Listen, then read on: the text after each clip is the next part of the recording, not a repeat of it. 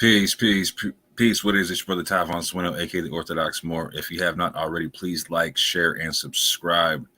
This is the YAP gang review of the debate between Dr. Michael Brown and Alazar Ben Loya, aka the GRLA Hebrew. With us, we have OG Sean Harris, we have the Hebrew of Israel, and Sister Shari Anaya. We are going to replay the debate at 1.5 speed. You'll be able to keep up, family. We're going to pause after the rounds and give our breakdowns and our understandings of what we think is going on, the good points we think are being made, the issues we think are being made with certain points, etc.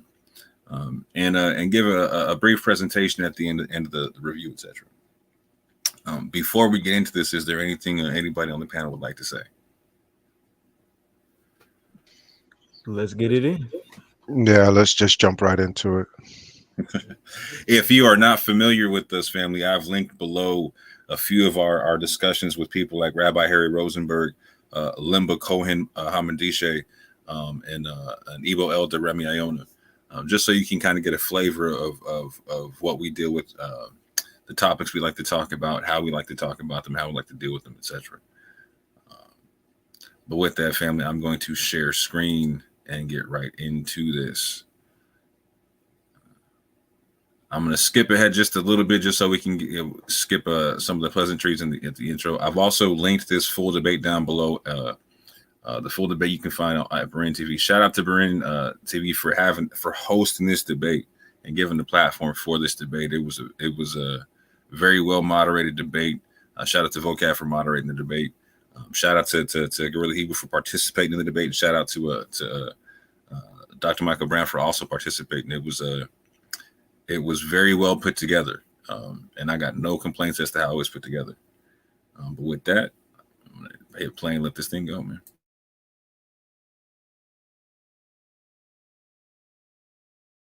Chart itself is completely bogus, and that yes, Ashkenazi Jews are among other Jews. Yet,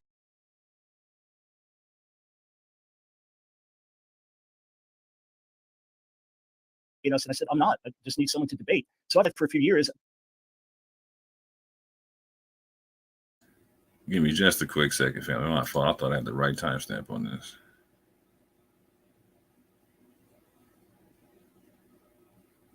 You know what? We'll just do it like this and start at the beginning just to make sure. More. Yes, ma'am. I do have these clipped up in our unlisted, all section out without the extras. So if you wanted to just play them, they're round per person. Okay. Let me do that thing. You know, unlisted YAP Gang Scholarship channel. Yeah. Appreciate you, sis. Let me just do that one right quick. Sorry for the technical difficulties, family. And share the video, you guys that are watching. Share the video. Spread it to your social media sites: Facebook, Instagram, Twitter, YouTube, and let's get as many people in as possible. We're about to get started here in a few seconds. And thank you all for tuning in, and I hope you guys enjoyed the debate. Leave all your comments about the review, about the debate. Let us know what you thought about it. Who won? Let us know in the chat who won. Who do you think won? And based on what did they win?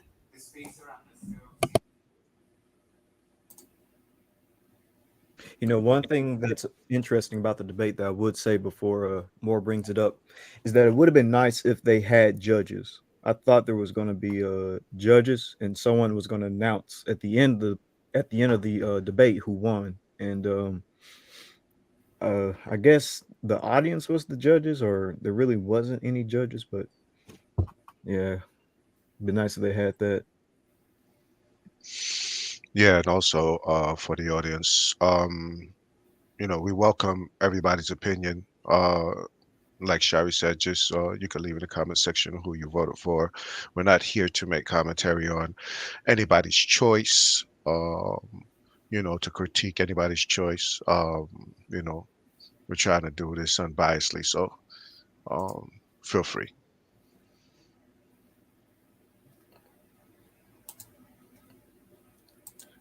Absolutely, there are Black Jews and Hispanic Jews. I'm not debating that at all. Now.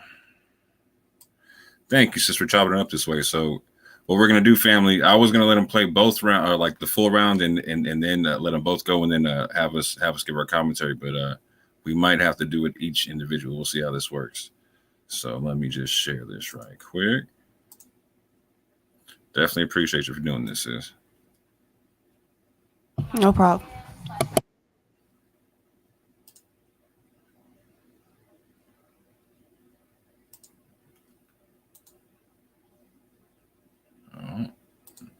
Speed it up right quick.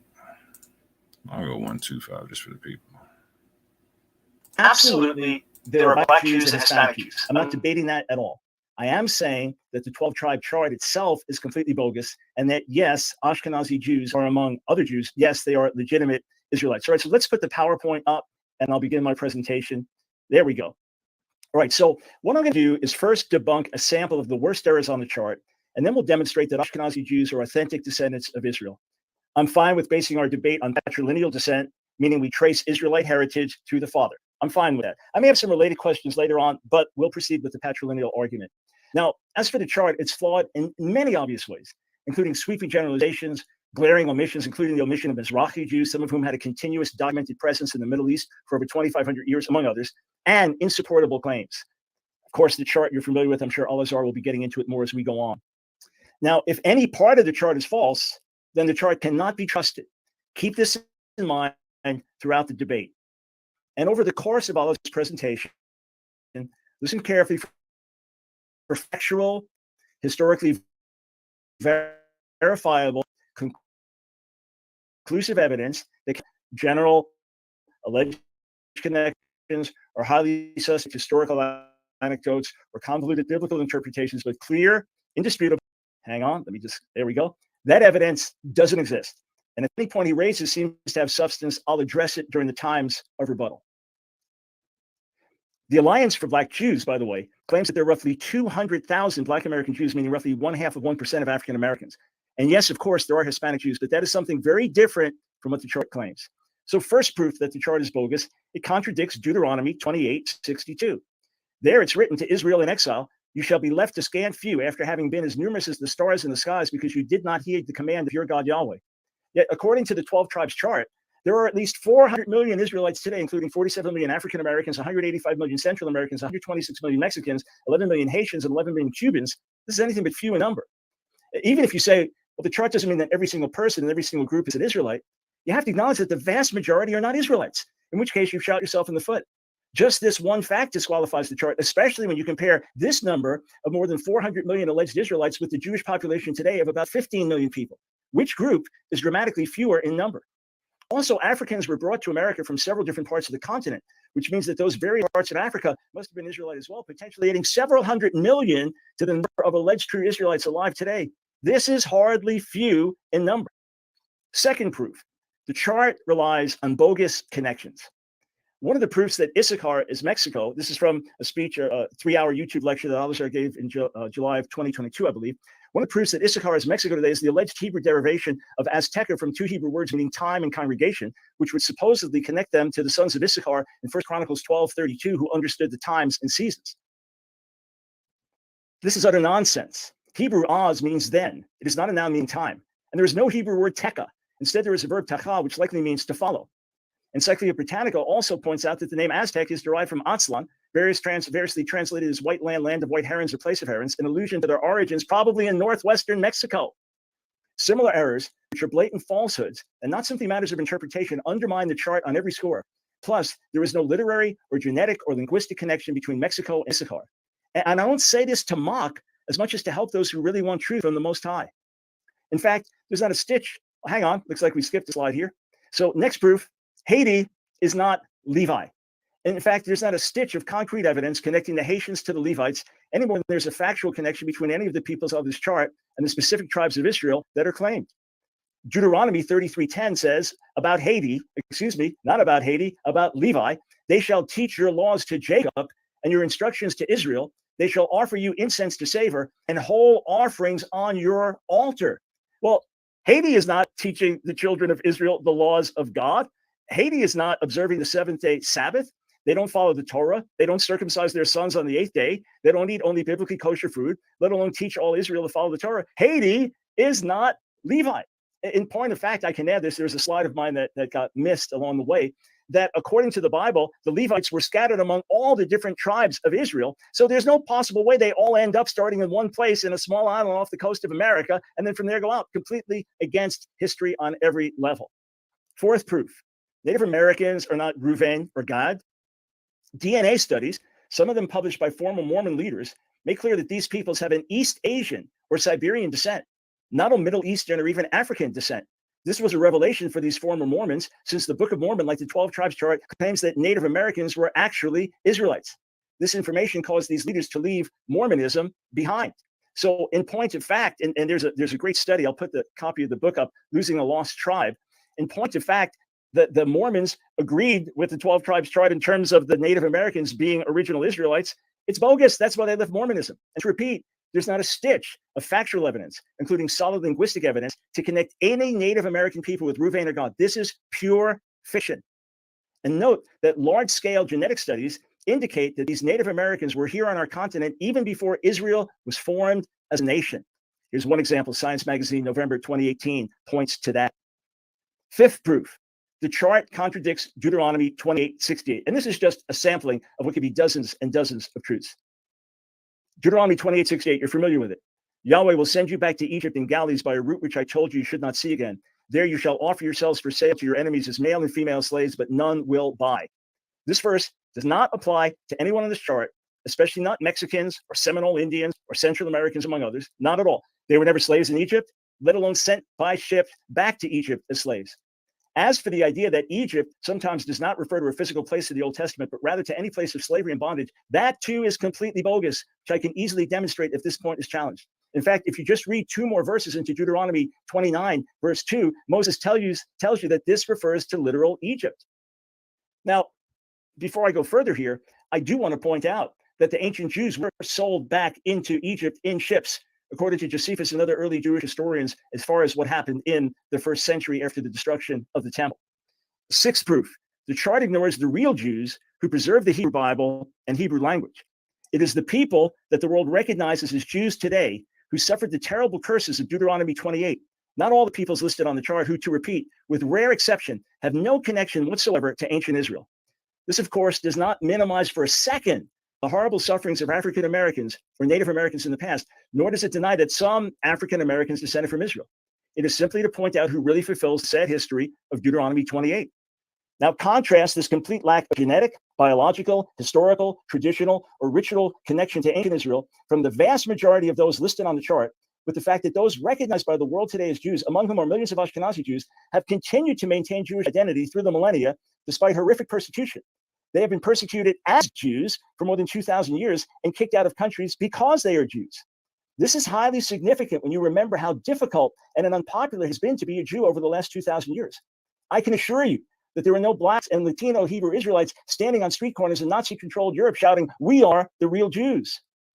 These real Jews have observed the Sabbath, kept the dietary laws, and practiced circumcision on the eighth day. They have genealogical connections, ancient Israel, historical connections, traditional connections, and DNA connections, confirming the priestly genealogical connections in particular.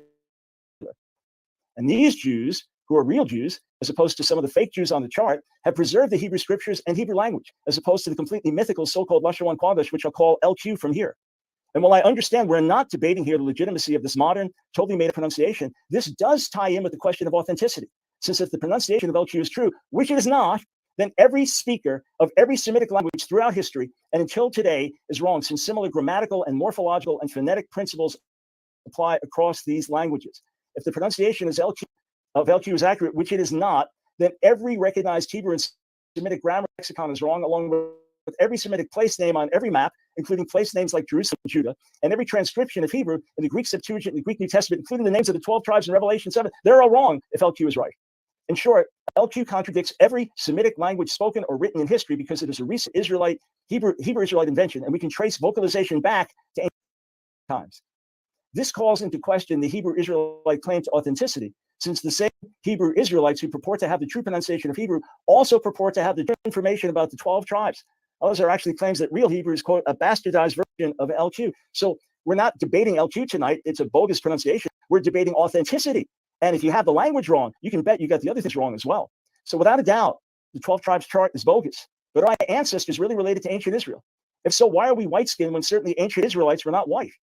Some claim that we're descendants of the Khazars who allegedly converted en masse to Judaism in the 9th century, but that theory has been thoroughly debunked along several lines, including genetic, historical, and linguistic. And if the Khazar argument is raised, I'll be glad to rebut it. As for the Hebrew name Ashkenaz in the Bible, it refers to an entirely different people having nothing to do with Europe, referring most likely to the Scythians and now extinct people in Central Asia. So first proof of our authenticity, DNA confirms the authenticity of Ashkenazi Jews. As for the most comprehensive recent DNA study of Ashkenazi Jews, spearheaded by geneticists from the Hebrew University of Jerusalem and Harvard Medical School and published November 30th, 2022, it confirms that we can trace our lineage back to first century Jewish communities in Italy, which would include those sold as slaves into Rome, as well as earlier Jewish communities there, which Acts mentions. And here's a reference to the study. Subsequently, as Italians converted and married into Judaism, our European skin color became part of our heritage. Then, as these Jews made their way into other parts of Europe and settled there, the same process continued, explaining our Caucasian complexion. But the same process occurred with African Jews or Hispanic Jews or Asian Jews, all of whom reflect other peoples marrying into the people of Israel, hence the many different colors and ethnicities of Jews worldwide, in contrast with the original brown-skinned Israelites. For the record, even if you argue that the original Israelites were black, then there had to be conversion and intermarriage to explain the other ethnic and racial groups on the chart. But not only does DNA in general give us a clear link back to ancient Israel, the fact is, as I mentioned before, Ashkenazi Jews who are of priestly descent share the same priestly gene as do Lemba Jews in Africa and Sephardi Jews worldwide. How could this be unless our Kohanim, our priests, actually descended from a common priestly ancestor? If Ashkenazi Jews have no genetic connection to Israel, then where did we acquire this gene?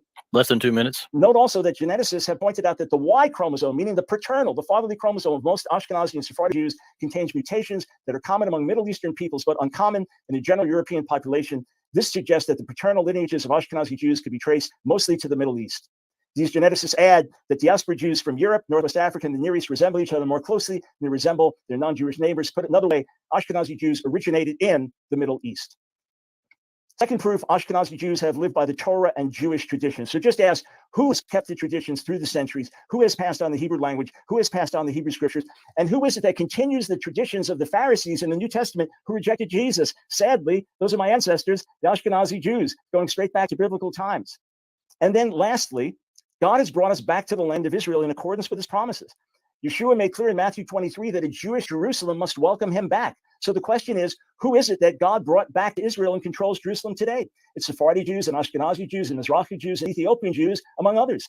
And as for the sufferings these Jewish people have endured, including Ashkenazi Jews, our pain is as great as the pain of any people through history. So I could expand on all these points at great length, along with expose more of the fallacies of the chart. Listen carefully to Al-Azhar. Listen for concrete, clear, undeniable proof. And anything that raises a question, I will address it in the rebuttal. Thank you for your time.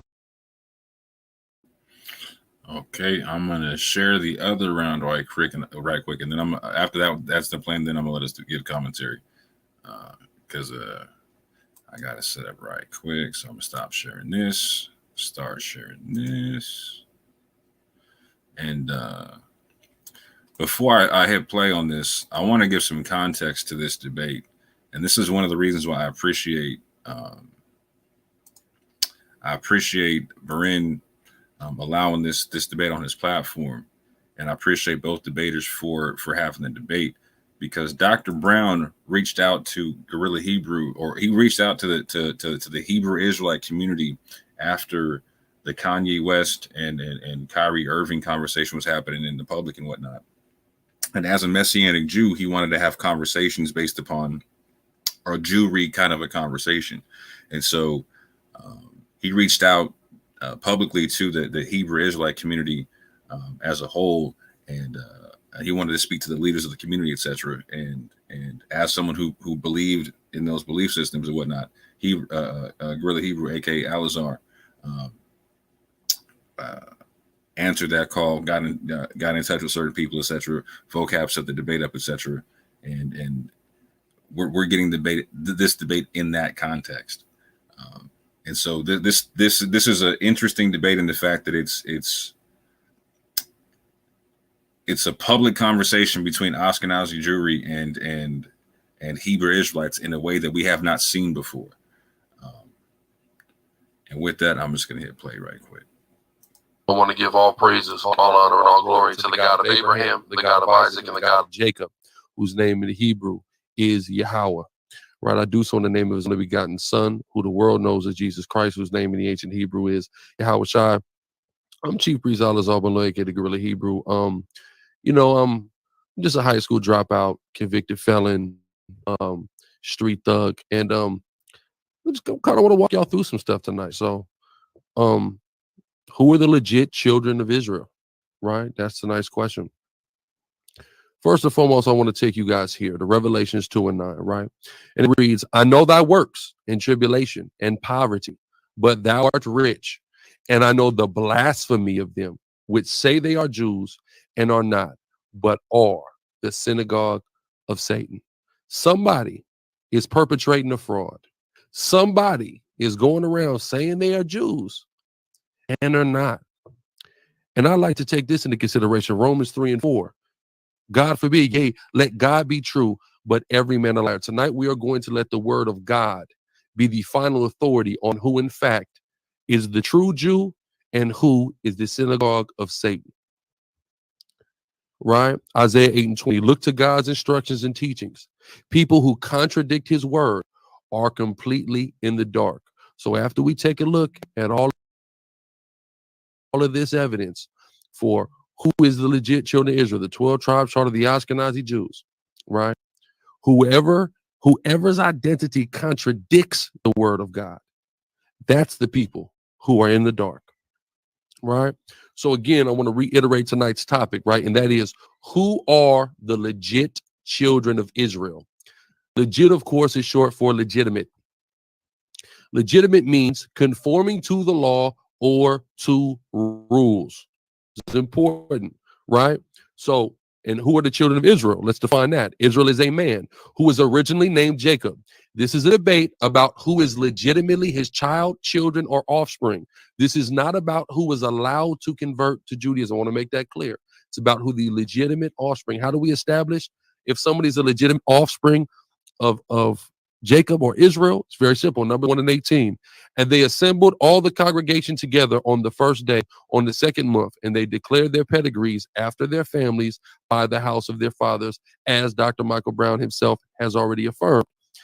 Ezra 2:9 affirms it also. It says, but they cannot shew their father's house and their seed, whether they were of Israel.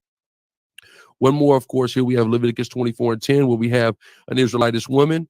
She has a son by an Egyptian, and he is juxtaposed from the children of Israel in 2 different instances here in this verse in Leviticus 24:10. Right? So I want to take you guys to a man by the name of Dr. Henry Abramson. Right? And he's notable for his teachings on Jewish history and Judaism as a religion.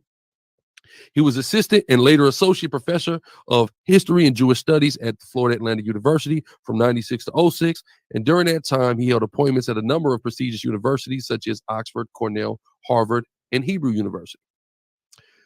Received his PhD in history from the University of Toronto. Dr. Michael Brown has even recently referenced his work on his Line of Fire show to assist a caller in understanding Jews in the diaspora, right? So he's a very qualified man and somebody who Dr. Michael Brown recognizes as credible, right? When describing the founding and genetic bottleneck event for the Ashkenazi Jews, he names the Kalanimus family as the nucleus thereof.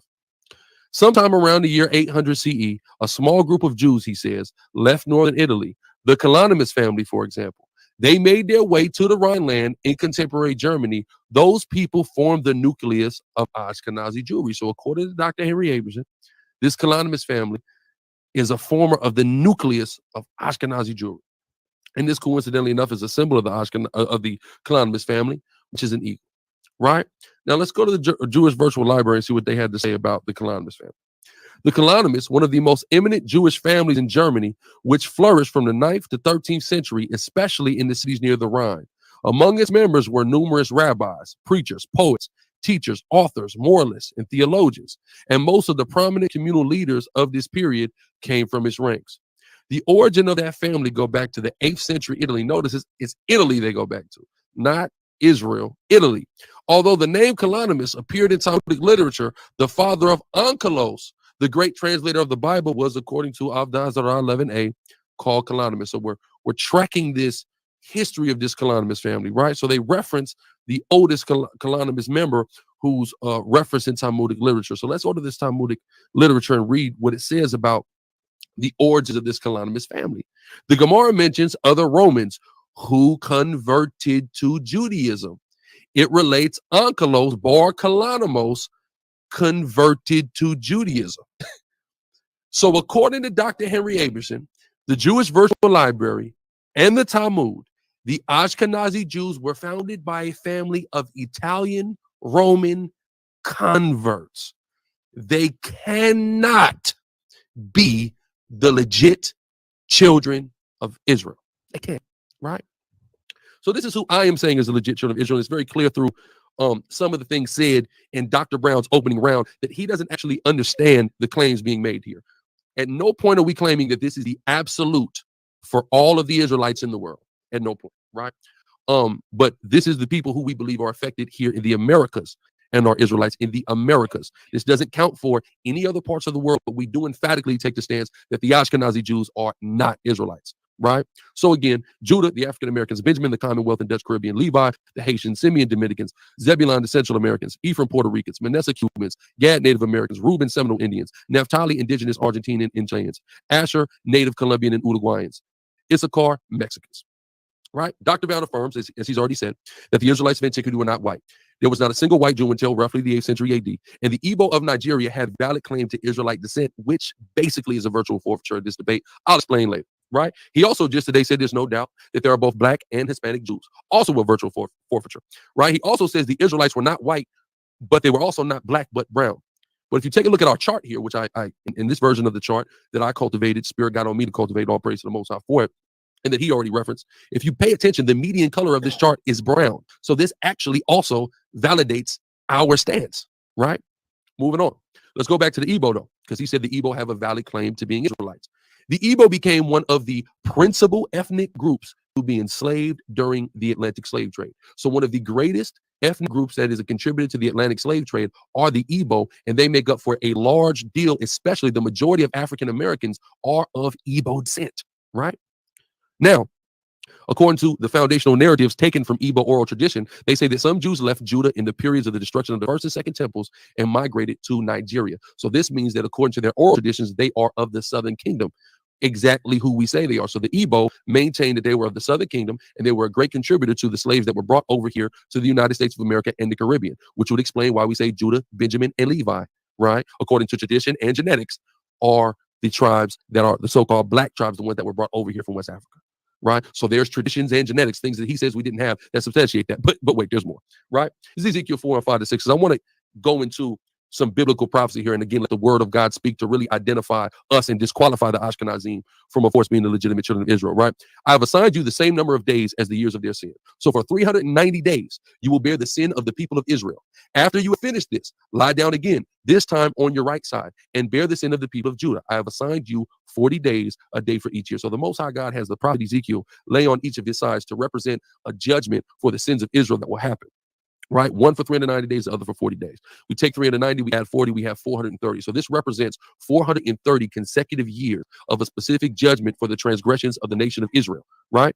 Now, coincidentally enough, in the 1440s, we see the start of the European slave trade in Africa. And in the 1870s, we see the importation of slaves from Africa coming to an end in the Americas, the Atlantic slave trade, right? So if we take 1870, we minus it by 1440, we get 430 years of that judgment that God pronounced on the nation of Israel. And this, of course, affected all the people on the chart, right? Because not only did you have West Africans kidnapped and taken from West Africa and brought over here, you had Taino Indians that were shipped to Spain. You had Native Americans of the Pequot tribe of New England taken and shipped down to Cuba. You had Mayans shipped down to Cuba, et cetera, et cetera. So this affected all people, so-called Black, Hispanic, and Native Indian, collectively for 430 years. I would love for Dr. Brown tonight to demonstrate us a 430-year type of judgment that his people, the Ashkenazim, experienced. People, right? God's people. have been robbed and plundered, enslaved, imprisoned, and trapped. They are fair game for anyone and have no one to protect them, no one to take them back home. So let's analyze this here, right? Black and Hispanic people have undoubtedly been robbed and spoiled, have been enslaved, and then take a look at this term in prison, right? The United States of America presently has more prisoners than any other country on the face of the planet Earth. And who are the predominant people that are incarcerated in the United States of America? Oh, Black and Hispanic people, right? And trapped. We've been trapped so much that now we call our own neighborhoods the trap, right? They are fair game for anyone and have no one to protect them. I want to analyze that, right? We just turned the clock back a few months now, and we see what happened to Kyrie Irving and Kanye West for the things that they simply said about Jewish people, right? Now, we also see just a year or two ago an anti-Asian hate bill get passed. But Black and Hispanic and Native Indian people have seen more hatred, more oppression, more violence than any other group of people on the soils of America, yet there has never been a bill specifically passed to protect us. Why? Because as the Bible says, we don't have anyone to protect us. And here's the key: no one to take them back home. In 1948, the Ashkenazi Jews apparently got taken back home. But according to prophecy, no one is supposed to take you back home.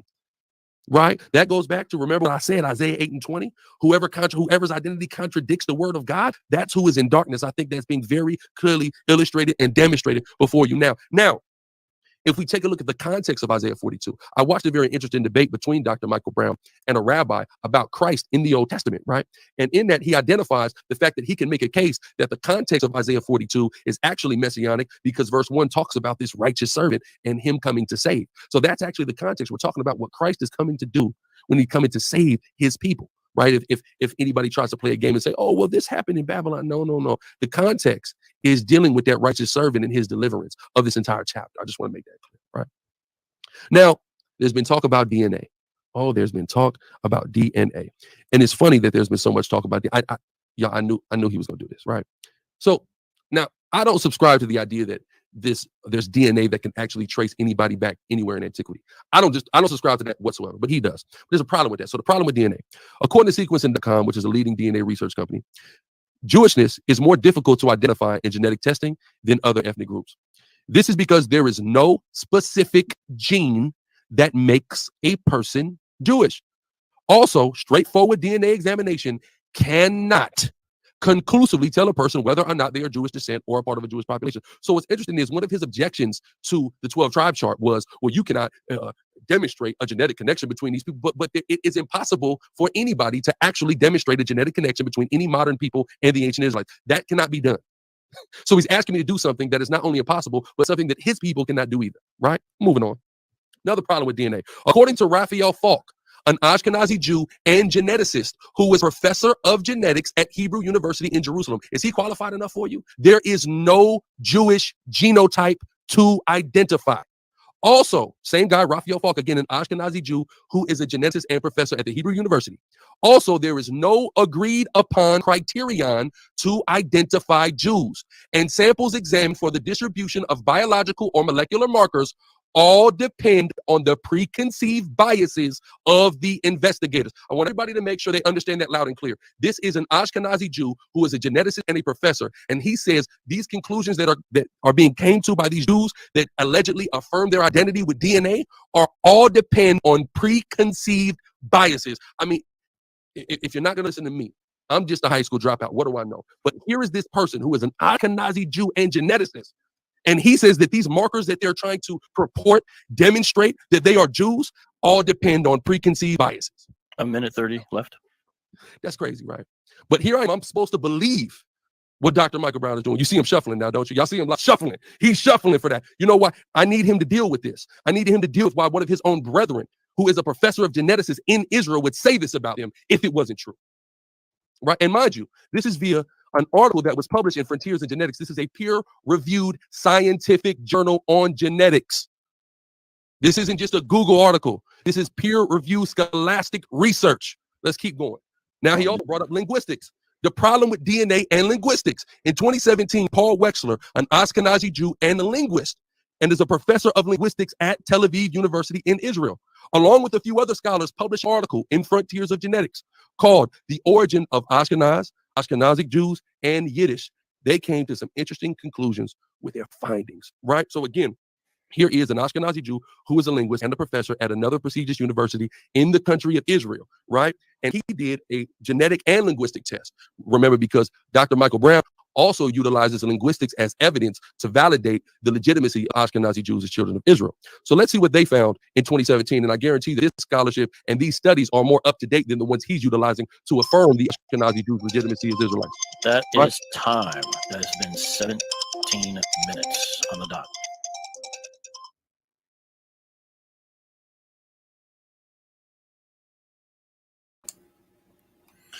All right, fam. So that's the first intro round done. They laid out their premises. They laid out a couple of arguments, etc. So real quick, I'm going to hand this over to Ibri. Go around the table right quick in terms of giving opinions and breakdowns on that first round. I'm going to go last. All right, so there's two things that stood out to me in the first round, and I didn't catch this the first time watching it. This is actually my second time watching the debate since it happened. So he said that the chart doesn't represent all Israelites in the 12 tribes chart doesn't represent like all the Israelites in the world. And I thought that was kind of weird and strange because in a sense, if he's saying that the 12 tribes chart is really just basically a reference point and it's not, and it shouldn't be used as something literal, then doesn't that technically mean you conceded the point and that the 12 tribes chart is sort of bogus? Because if it's just a reference point and you know that there's other Israelites in different parts of the world, it's like, then why have the chart at all?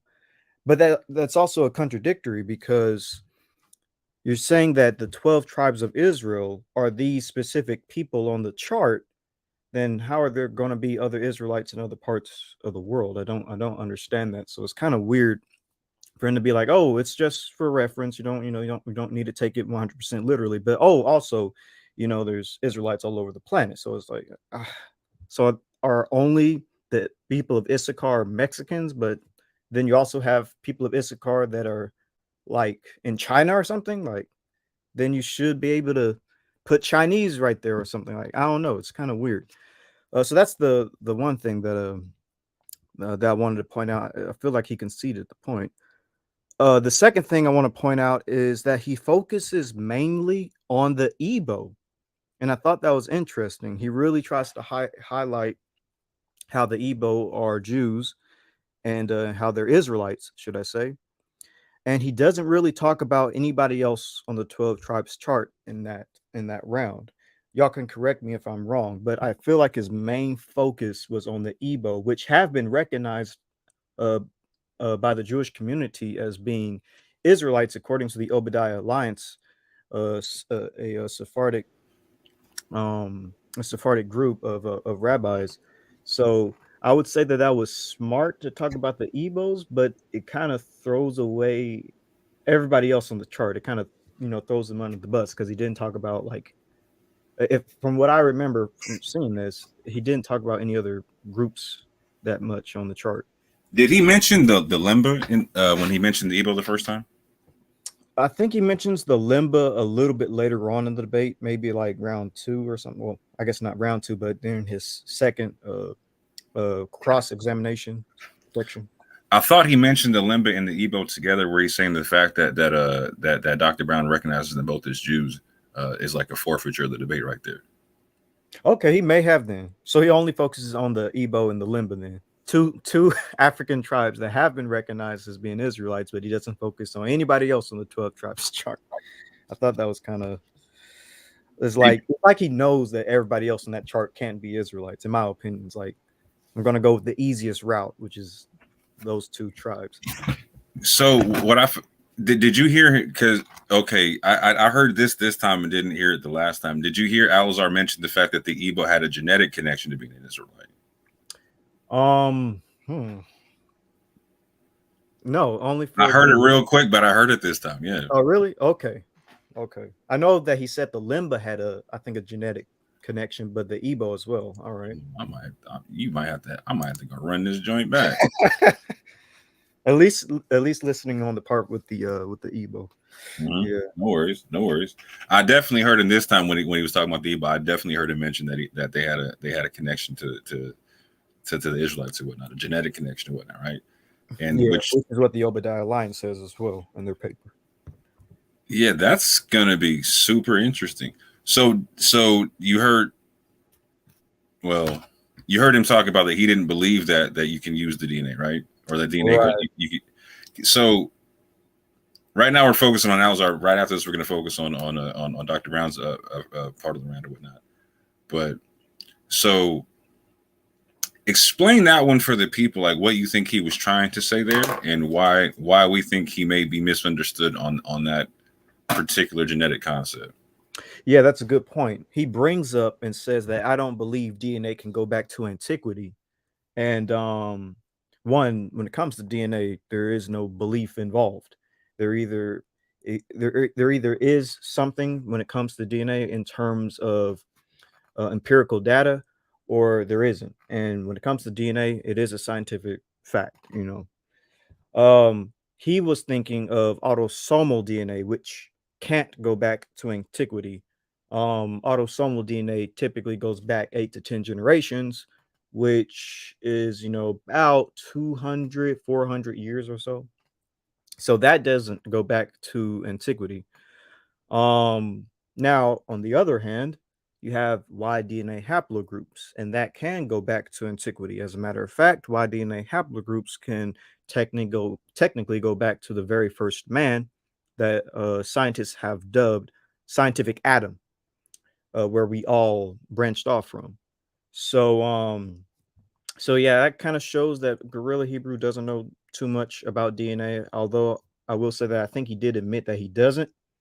But if you don't know much about it, then you probably shouldn't bring it up in the in the debate. So yeah, he definitely got autosomal DNA mixed up with haplogroups, or he just didn't even know the difference between the two. So let me ask you a quick question. I'm gonna put an overlay on the screen. So link down below, family, is an interview I did with Remy Alona, the elder from the Igbo, etc. And so one thing he's known for is a book that he wrote concerning DNA and genetic connections to Israel, etc., whatnot. And so for most people who aren't aware, he put on the cover of the book his actual DNA test for MyHeritage, which is an autosomal DNA test. It does not trace Y DNA like Ibri's talking about. And so the genetic connection that he talks about having with Israel, and the same, this goes along with the Obadiah Alliance concept, is an autosomal connection. It's not a Y DNA connection. So on the one hand, Al-Azhar is saying he does not believe that you can use DNA to trace back to an ancient level, etc. And there is one, and does not give any scholastic argument as for why he doesn't believe DNA can be traced back there. He just, I don't believe so, right? So there's nothing he's going to provide that stipulates that you cannot use haplogroups to go back to an ancient time period. He's correct in the assumption, like Ibri was talking about. So we're like you can't use autosomal DNA to go back linearly back in time like that. You can use autosomal DNA when in terms of like digging up people from an ancient time period and looking at their autosomes. You can look at that kind of a concept, but you're not going to be able to trace back linearly like you can father to father, or father to son, etc., or mother to daughter through the haplogroups and whatnot, right? And so Remy Yonah says here that his three biggest connections are in terms of his autosomal DNA are Nigeria, East Africa, and then the Middle East. Do you want to touch on why that might be significant in terms of an autosomal connection to the Israelites, my G, or no? yeah, that actually is pretty interesting. For Remy Alona to have those three basically populations, human populations, because it almost could signify east to west migration, because with him being Igbo and being basically Nigerian, he has East African DNA and then Middle Eastern DNA. There could have been some type of migration from east to west in order for him to have that type of DNA. And the Igbo have a bunch of different traditions and belief systems as to how they got to where they are today. And the DNA may reflect those belief systems. And that's actually what the Obadiah Alliance said as well in their paper. And we'll read some of it later in this video, because I used it in one of my debates that I was going to have. And basically, it kind of reflects the DNA that they're coming from the far east and then going into the west in Africa. So it's kind of interesting.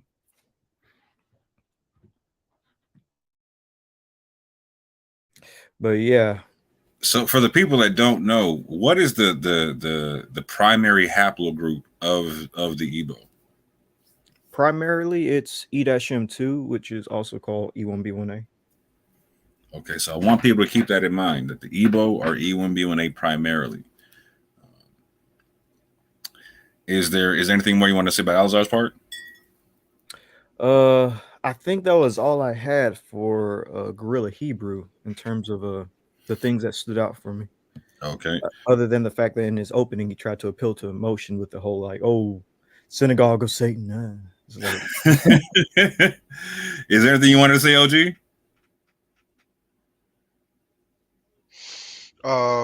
Yeah, I'm gonna keep it short though. Mine's is not as long as because both of the brothers came out the gate. They both came out swinging. They both made their points. Both of them had points that were lacking, or you know um, that I would find was false. But they also made some other statements that would would be considered factual. They both use sources at the beginning. So in the first round. So right now I have it at a tie. Interesting. I like how you said that, and the fact that they both use sources, because a lot of people don't think that Dr. Brown provided any sources and don't recognize that he's saying, here's the sources on the screen. Go read it for yourself. Go check it for yourself. And he's trying to Right. go for point and whatnot. And a lot of people aren't familiar with the difference in debate style. So people coming from like the conscious community, they're used to a different kind of debate style versus people who are used to scholastic debates in the apologetics community and whatnot. Slightly different styles or whatnot. They both kind of utilize their style. And in doing so, they both did provide sources and whatnot. So Yeah, they, go ahead. Sorry, go ahead. No, you got it. Go ahead. I was thinking both maybe did. we should. Oh, my bad. Go ahead, Sean. They both did use sources. I think that with Brown, like you said, he pretty much showed them at the bottom and said, he didn't say, but basically you go read them for yourself. One genetic article he did put up, but it was like maybe 2 seconds long, and he broke it down. So maybe this is why people missed it. They didn't see the actual sources. But yeah, he did use sources. And right there, that's what I'm thinking. Maybe more if we have time, maybe we can go back and we don't have to play it, but we can skim through his section again and name how many sources he has. We can say 1, 2, 3, and just skim through his video, and we can try to see how many he brought up. Yeah, no worries. And number them. We definitely can't do that. What'd you think about his portion, about Dr. Brown's portion, Ebri? Dr. Brown's portion. Mm-hmm. I'm not gonna lie, I was a little busy when he was playing when we were playing his part, so I didn't quite catch everything that he said. What do you recall from what you saw and from what you saw the last time? Well, from what I recall, he did bring up some good points when it comes to the Jewish people having traditions of being Israelites based on their history, basically the Jewish diaspora history and what they've been through, and connecting that to basically the scriptures. Interesting. I know Sister Shar said she's going to be busy and that she can tap in if she can. Did you want to give an opinion here, sis? If not, you can stay silent. I'll just pick it up from there. Yep, she's busy with that. So here's my opinion on the first round. Real quick before you give your opinion, bro, I just want to make this clear to everybody. How I'm judging the debate is not necessarily on who is right or wrong. It's presentation. It's mostly presentation. Who gave the better argument? You know, Mm. basically how we do debates in the Source Debate League, and according to that. But commentary on certain portions like the 12 tribes charts and things like that is probably something I'll discuss at the end. But I didn't let that factor in to the my view of the debate. I just tried to keep it, along those lines. So Yeah, no worries. All right, so I just skimmed through a little bit of what Dr. Brown said, and now I can give a little bit of a better answer. So some of the stuff that he said, for instance, when it came to Deuteronomy 28, and when it comes to the 12 tribes chart, Mm-hmm. I like that he brought out and said that when it comes to all the groups on the 12 tribes chart, they don't fit the Deuteronomy 28 verses. And plus, a lot of those verses in Deuteronomy 28 already happened with the ancient Israelites. Mm-hmm. So it was smart to bring that out and to show that, which he did. And in terms of some of the stuff that he said about genetics, because Dr. Brown also talked about genetics, which was really good. Both Dr. Brown and Gorilla Hebrew talked about DNA. And a conversation like this, you absolutely have to talk about DNA. No matter if either party doesn't like the DNA conversation, you have to have it.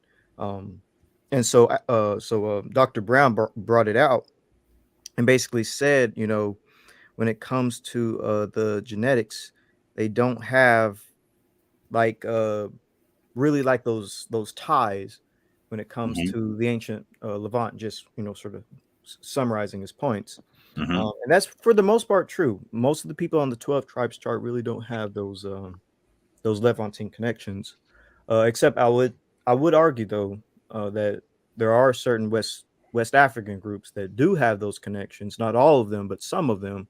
So I would say that those groups you can sort of vouch for. But other than that, everybody else on the 12 tribes chart, nah, they're not really. They don't really have Levantine connections in terms of like ancient. Maybe recently, but not ancient. yeah, I Interesting. think that some people don't really understand that like using genetics can, it can either make or break the argument. It can strengthen your argument, when you're making these kind of argumentations. So when Evie said that, uh, you sort of have to, when you're making these kind of arguments, you're gonna have to use DNA whether you like it or not. And so, yeah, I would have to agree with that. Yeah, I noticed that for even not agreeing with DNA, that again, that Alizar he made the claim about he was leaning on the fact that the Lemba were confirmed to be genetic. See, this is the interesting part. So he says the Lemba are confirmed to be Israelites via their genetics or whatnot, right? So we know that's already going, that's happening via the Cohen modal haplotype concept, right? Which is a J marker concept, which is what Brown brings up in his first round or whatnot, right? But then Alizar talks about this concept of the Igbo having genetic connection. We know that's done by autosomal, right? So he throws out both out there as being as confirming two African tribes as being Jews or whatnot, being Israelites or whatnot. But then at the same point in time says he doesn't believe in the genetic concept, right?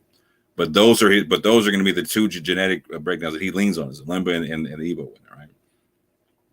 And so taking a step back, looking at the first round, what they both agree on the concept of paternal lineage, and they're not talking about converts. Like Alizar makes that clear. It's like, I'm not talking about converts. We're talking about paternal lineage, right?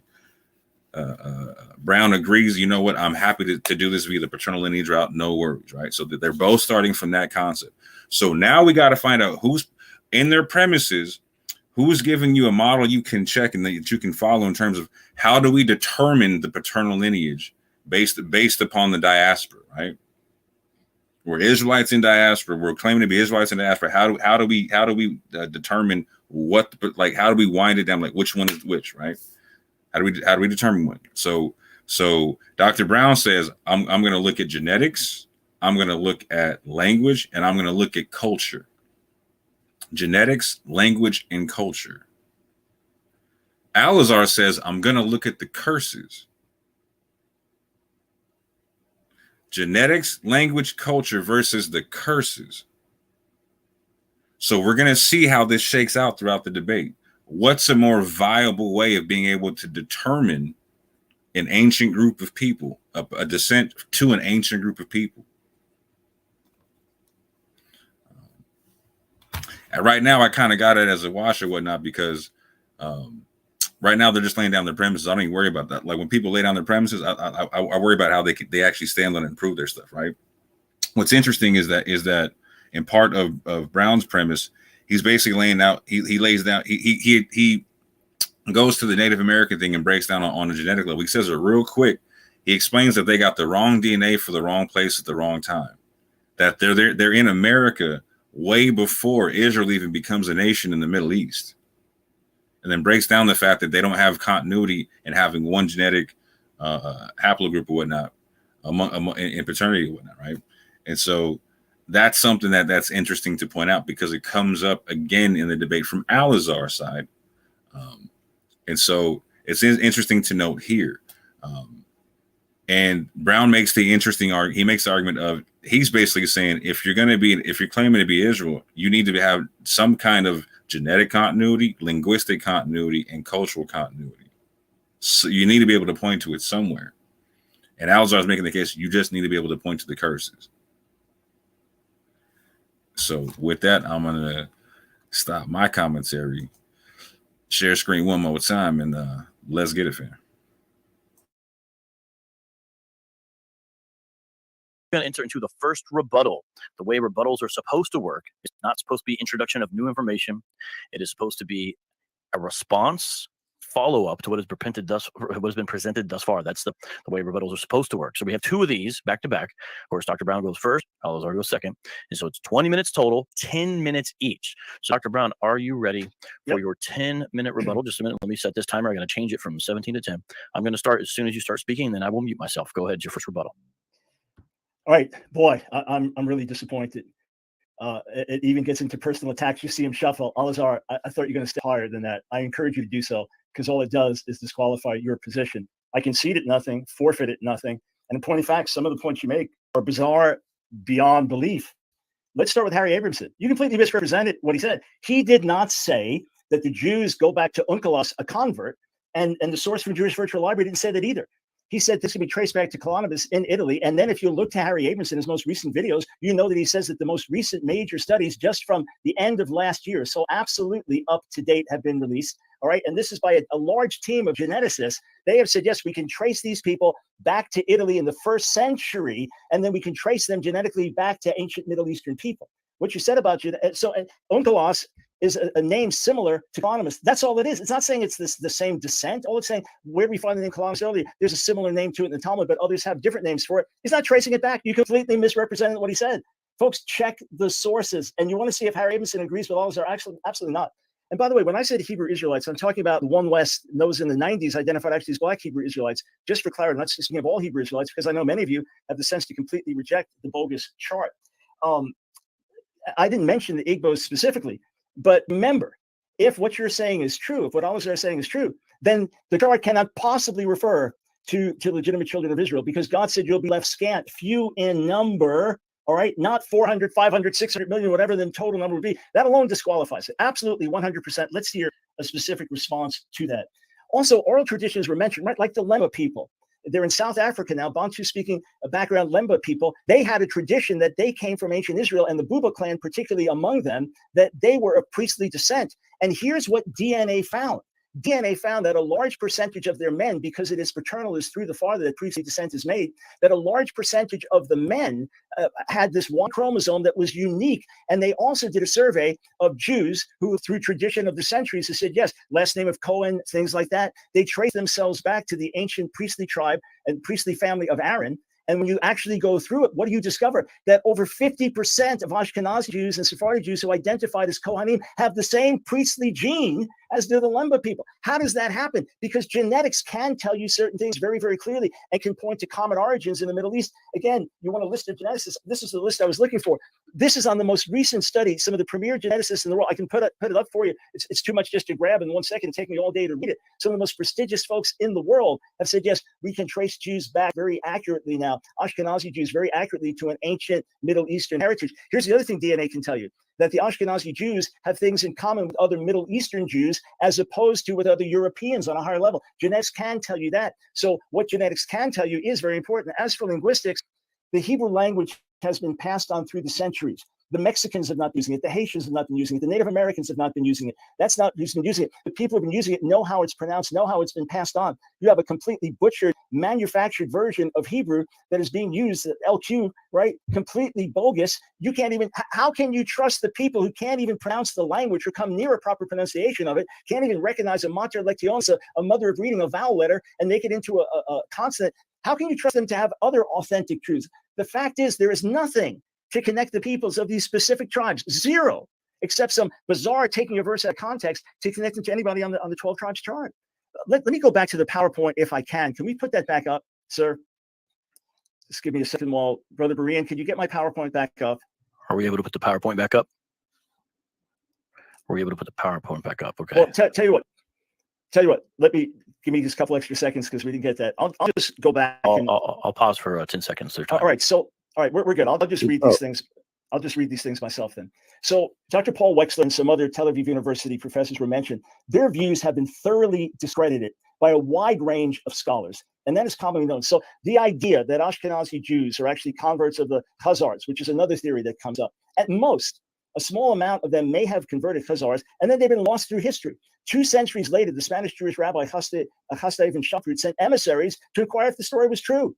That's how little lasting evidence there was of this alleged massive Khazar conversion, let alone the Khazar Jews allegedly being the originators of Ashkenazi Jewry.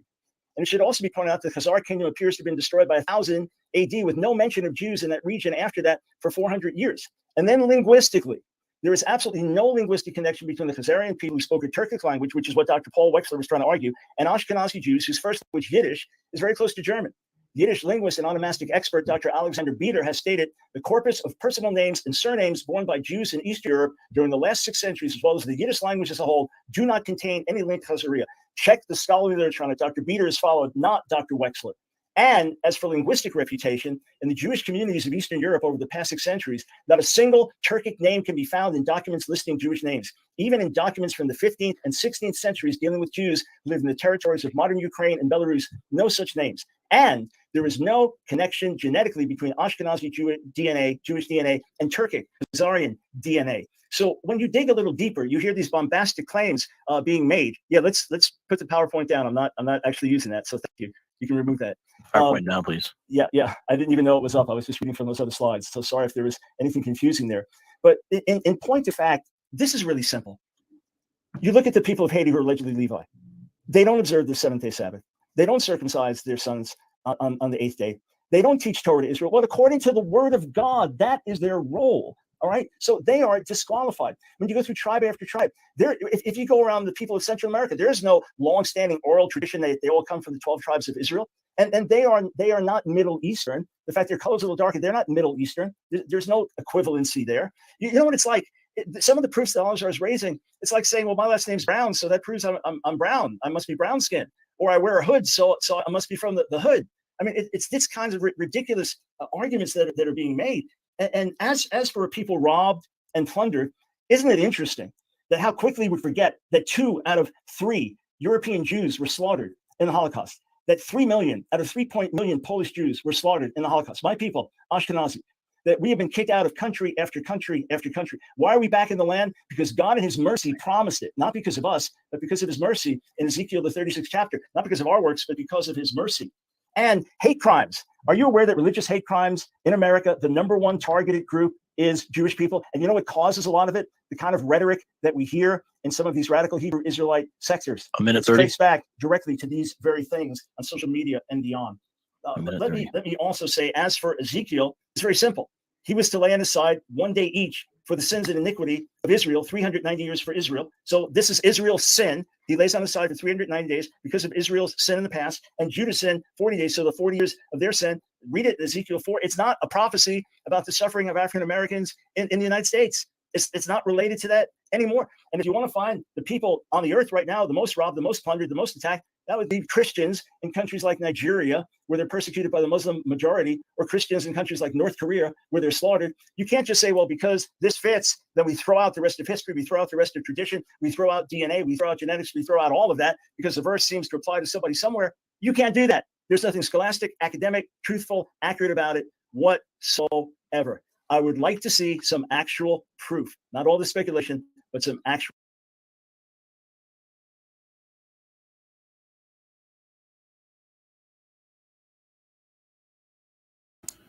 Okay, family, bear with me as I switch this up.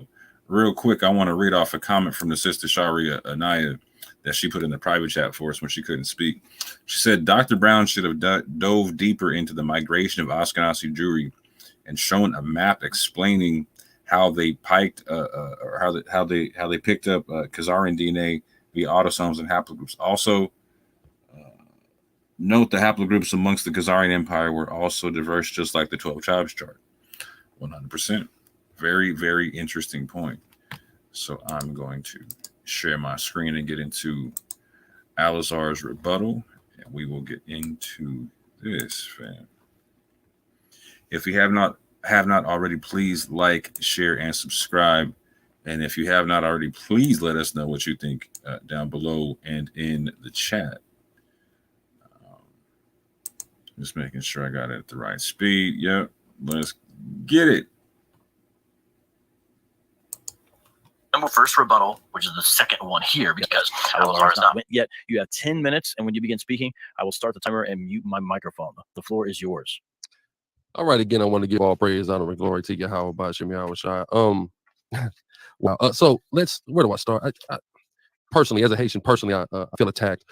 So he's saying that because Haitians don't teach the law, that means that we can't be the Levites. But he affirmed that the Limbo were Levites based off of DNA. But according to a book called The Black Jews of Africa, History, Religion, and Identity, most Limbo are members of Christian churches, but some who live in Zimbabwe are Muslims. So that means that most Limbo are not teaching the people the laws either. So would that then disqualify them, according to his logic, from being Levites? See, here's the thing. According to the Bible, the Levites in the last days would not be teaching the law. So let's read this. Ezekiel 44 and starting at 10. And the Levites that are gone away from me when Israel went astray, which went astray from me after their idols, they shall even bear their iniquity. On top of that, admittedly, the majority of Jewry is secular. So that means the majority of people who would be Kohanim do not teach Israel their laws either. Would that then disqualify them? We see how problematic and contradictory the logic of Dr. Michael Brown is here. He also said a couple other very interesting things. He said he did not mention Igbo particularly. Well, yes, you did. In a video on your channel called Has the World Gone Crazy 10 years ago. I mean, not 10 years ago, 10 days ago, you affirmed the legitimacy of the Igbo's claim to Israelite descent, right? Moving on. He also said, so he also talked about the tradition and as if the tradition validated them. But in his book, The 60 Questions, right? 60 questions, I think, to ask, or 60 questions for a Jewish man about Jesus, something to that effect. Forgive me if I'm misquoting the title of his book. But on page 96, he affirms that many Israelites, in fact, lost their identity. So the keeping of the traditions does not validate or invalidate anybody from being an Israelite, right? He also went to Deuteronomy 28 and 62 and said, because there's so many Black and Hispanic people, that means we can't be Israelites. Let's read Hosea 1 and 10. It reads, yet the number of the children of Israel shall be as the sand of the sea, which cannot be measured nor numbered. So yes, at a time there might have been a small remnant, but he and I both know that Deuteronomy 28 happens cyclically, and not every single curse applies at every single time and instance. Like every time Israel went under curses, the 68th verse, they didn't always go into slavery on ships to Egypt. Now, did they? Now, he says that in order for us to be Israelites, Deuteronomy 28 and 68 would have to be contradicted. I need him to demonstrate when the Ashkenazi Jews fulfilled Deuteronomy 28 and 68. And if I follow your logic, that means that you guys can't be Jews either now. But how silly is that? Because we all know that at different times, different sectors of those curses are susceptible to befall the Israelites anytime they're backslidden or in iniquity, right? And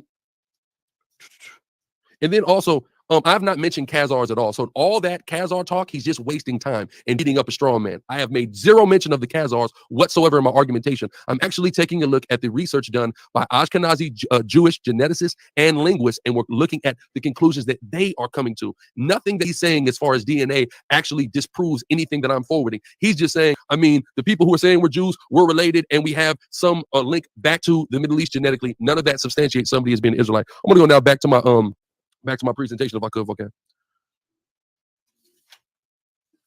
There we go. Okay, perfect. Briefly pause it. Thank you. So you start speaking again. All right, I'm ready. Yeah, so let's go into Paul Wechsler, an Ashkenazi Jewish linguist, and let's take a look at, and professor of linguistics at Tel Aviv University. Let's take a look at what he had to say, right?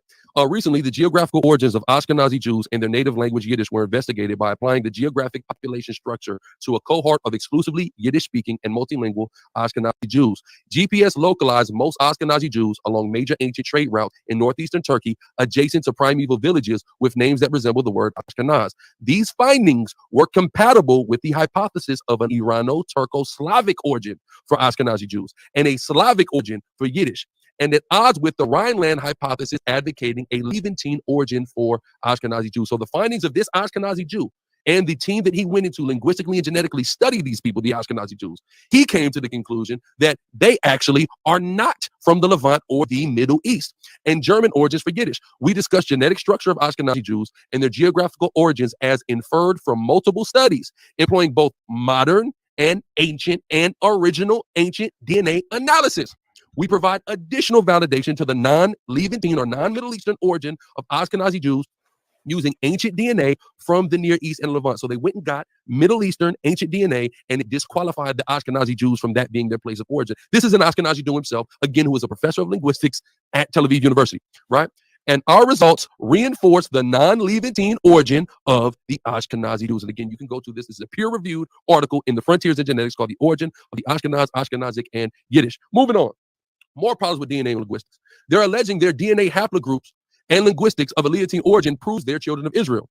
The problem with that is we say they're Edomites. Edomites' DNA would say they're from the Levant, and their language would match as they spoke Hebrew as well. The same goes for Canaanites, Moabites, Ammonites, and others. So just as they're trying to utilize this to make them validate that they're Israelites, we can easily use the same exact information and say they're Edomites with it, right? Moving on. Not to mention the Ashkenazi Jews come from primarily 4 different haplogroups, J1, J2, E1B1E, and R1A. If they are the legit children of Jacob, why don't they all come from one? Now, again, I don't subscribe to the idea that a DNA haplogroup could trace you back into antiquity. I simply don't. But he does, and he's using it. He's hinging his argumentation upon it, right? There is no one haplogroup amongst them that is a majority.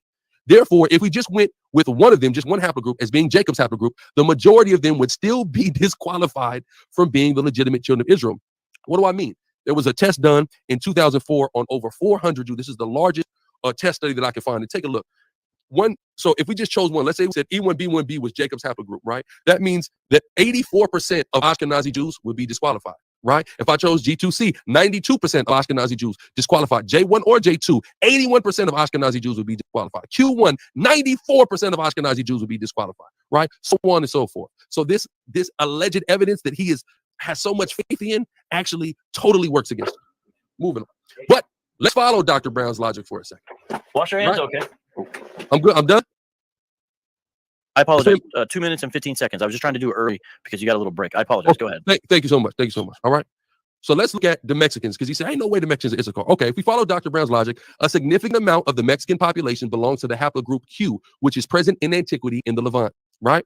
So when Spaniards came, right, they noticed that the tribe of Issachar, the Mexicans, right, the indigenous Mexicans had obsidian knives that they used for circumcision, which is known as a Jewish rite. So here we see a tradition. We see DNA taking them to the Middle East, and we see a Jewish tradition, right? It also says the Nahua Uto Aztecan language itself has been shown to have many Hebraic Semitic roots and can be traced to northwest Palestine, where parts of the Israelite tribe of Issachar settled. This is via Rabbi Berean, a historian from the University of Manchester and the University of California at Riverside, right? Moving on. This also, he says there's no ancient oral tradition that says that these people are from the tribe of Issachar. The Mexicans originally of the 10 tribes captured by Solomon Nassar and of the family of Issachar, whom the Indians recognize as their special ancestor. What? Right? So if we follow Dr. Brown's logic, we have genetic and linguistic evidence coupled with tradition that ties Mexican people to the tribe of Issachar. We also have a city in Mexico called Issachar de Matamoros.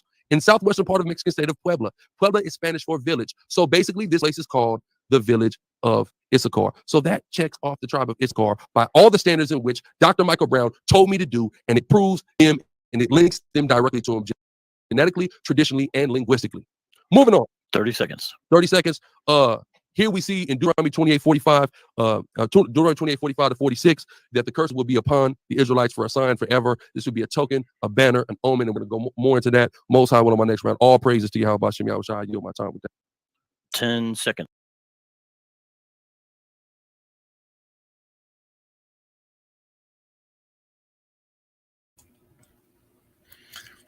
All right, Avery, what do you think about that round? Ooh, there's a lot to address. So I'll start with Dr. Brown. So Dr. Brown uses some great information and papers. A lot of people keep saying that he's not sourcing, he's not giving good rebuttals, but he actually makes some great rebuttals. So he brings up a paper and says that Jews go back to Italian Jews, Ashkenazi Jews go back to Italian Jews. And I'm familiar with the paper that he cited because on Genesis 49ers, we talked about that same paper. And what the paper illustrated is that those Italian Jews that Ashkenazi Jews descend from go back to the Levant. They go back to the ancient land of Israel. And so that's actually an excellent paper to actually prove Ashkenazi Jews have Levantine Israelite origins. So one thing that I thought was great that Dr. Brown did was that he basically called out Guerrilla Hebrew for saying that he misrepresented Professor Henry Abrams when it came to him trying to say that, oh, Henry Abrams proved that Jews are converts. Henry Abrams never said that all Ashkenazi Jews are descendants of converts. And I think it was good for Dr. Brown to point that out. And you can watch Henry Abrams videos on YouTube. Like it's obvious he doesn't believe that. And another thing that was good was that Dr. Brown brought up a haplogroup J marker being among the Limba and how the Limba are genetically related to other Jewish populations like the Kohanim. And this is something that a lot of Black Hebrew Israelites don't seem to understand because they go to the Limba and try to be like the Limba are recognized as Jews. I have Limba DNA. We see the Darbyites or the moderates try to use that. I'm not going to name names, but they try to say these things, and it's like, do you know why they're recognized as Jews? One is because of their cultural and religious practice. They pretty much practice Judaism or in ancient Israelite traditions. And two is because they have the haplogroup J marker, which and specifically the Kohanim marker among the Buba clan, a very specific Limba tribe. So that was good that Dr. Brown sort of explained what he meant by that. And another thing that Dr. Brown brought up was that Ashkenazi Jews have Middle Eastern DNA, and that is 100% factual. They do. There was a paper that came out called the Genome. If I remember correctly, it's called he didn't cite this paper, but I'm just telling you all about it. It's called the Genomic History of the Bronze Age Southern Levant, something like that. And in that paper, it basically says that Arabs and Jews do go back to ancient Levantines of the Bronze Age in the Levant. So it's like, yeah, the Jewish people most definitely have Middle Eastern origins. There's no doubt about that. And I like that Dr. Brown would not let up on the Lashwan Kadash. Lashwan Kadash, whatever. But hey, LQ, like he said, from here on out, I'll call it LQ, my G. Yeah, the LQ. It was good that Dr. Brown, basically would not let up on the LQ language because it's obvious that that's not a Hebrew language. And just by the fact that actual Hebrew, has tons of similarities with other Semitic languages because it is a Semitic language like Arabic, Assyrian, Aramaic, etc. And LQ does not have any similarities with Arabic and Aramaic and Assyrian, Akkadian, and all these other Semitic languages. And that's something very important that BHI need to understand. If this language, the LQ language, truly is Hebrew, it should have similarities with other Semitic language, and even on a larger scale, other Afro-Asiatic languages, because Semitic is within the Afro-Asiatic family. And I know a lot of BHI like to talk about Afro-Asiatic, which includes Egyptian and Somalian, Cushitic, Berber or Amazigh, and Omatic. Lashra, the LQ language does not have any type of similarities with other Afro-Asiatic tongues, let alone Semitic tongues. So it's kind of obvious it's not, it's a made-up language, and it's good that Dr. Brown brought that up. And then Dr. Brown talks about how Jews are not Khazars, and that's also factual as well, because Jews don't really carry Central Asian Turkic DNA. They don't really carry that at like 50% or 75% in terms of their autosomes. And even when it comes to their Y DNA and their MT DNA, they really don't have Turkic markers or anything like that. And just to touch even on, and this is just me speaking right now, just to touch even on the whole Khazarian thing, you would think that if Jews descend from Khazars, they will have Turkic in their language. And we know that a lot of Ashkenazi Jews speak Yiddish. Yiddish is Hebrew and Germanic. You would think their language would be heavily Turkic in Hebrew, but it's not. It's Germanic and Hebrew, not Turkic. So, but that was my personal spiel on why, the whole Khazarian thing doesn't make sense to me. But also, Dr. Brown brings up persecution of the Jews. And I think this is very, very important because, for one, I don't think a lot of BHI understand the history of the Jews, and it would be good to learn it, because Dr. Brown basically says that the Jewish persecutions actually fits the scriptures, and it's true because they went through a lot in medieval Europe, and even technically during Roman Europe as well, even pre-Christian and pre-Christian and Christian era Europe was pretty bad for Jewish people, and it does fit with scriptures. And I think that was good. He was basically countering Deuteronomy 28 and saying, my people went through that too, which is extremely true.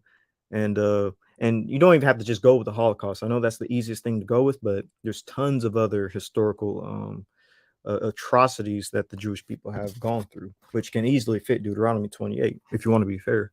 So that's all I have to say about Dr. Brown. I have some things to say about Guerrilla Hebrew, but do you want me to go on to Guerrilla Hebrew? Yeah, go ahead. Okay. Yeah, you got it. Take your time. So with Guerrilla Hebrew, this was such a low blow to me because he says, I feel attacked as a Haitian. I'm like, bro, you saying you feel attacked and you're calling Jews the synagogue of Satan? How dare you? How dare you feel attacked? You're calling them the synagogue of Satan, but your feelings are hurt. Okay. I thought that was kind of I weak. think he was being sarcastic. That's my personal thing. I think he was being sarcastic, more asshole-ish than anything else. You know what I mean? All But right. If he was being serious, I was about to say, bro, that's such a low ball. PG, my G, PG. oh man, Yeah. sorry. You say it, LG. PG. Yeah, but so when it comes to Guerrilla Hebrew, he doesn't understand why the Limba are recognized as Jews.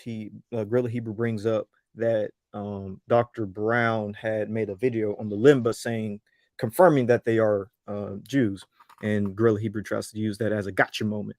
But what Guerrilla Hebrew and many Black Hebrew Israelites and moderates / Darbyites don't understand is that the reason why Limba, I mentioned this earlier, but I'm just going to say it again. The reason why Limba are considered to be Jewish is because of their cultural practices and because they carry haplogroup J, specifically the Kohanim marker, which is shared with other priests. So yeah, y'all need to kind of keep that in mind. Now, Guerrilla Hebrew, I think this was funny too, that I think Dr. Brown is going to point this out in the next rebuttal, but he doesn't understand that he was quoting books that was saying Jews are Khazars. He was trying to, Guerrilla Hebrew was trying to say, I never mentioned the Khazars, but he technically, in a roundabout way, was trying to connect Jews to Khazars because he was using books that literally talk about it. And I think that's a testament to his research that he's reading books and doesn't understand what he's reading. Like he's talking about Khazars and doesn't even know it. I think that's kind of something to point out. And so Guerrilla Hebrew is here's another thing.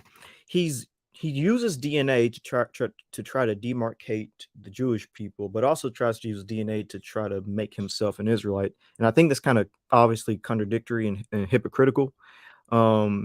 It's just a bit silly to go back and forth saying, "Oh, I don't believe in DNA. Oh, but I'm going to use DNA for this."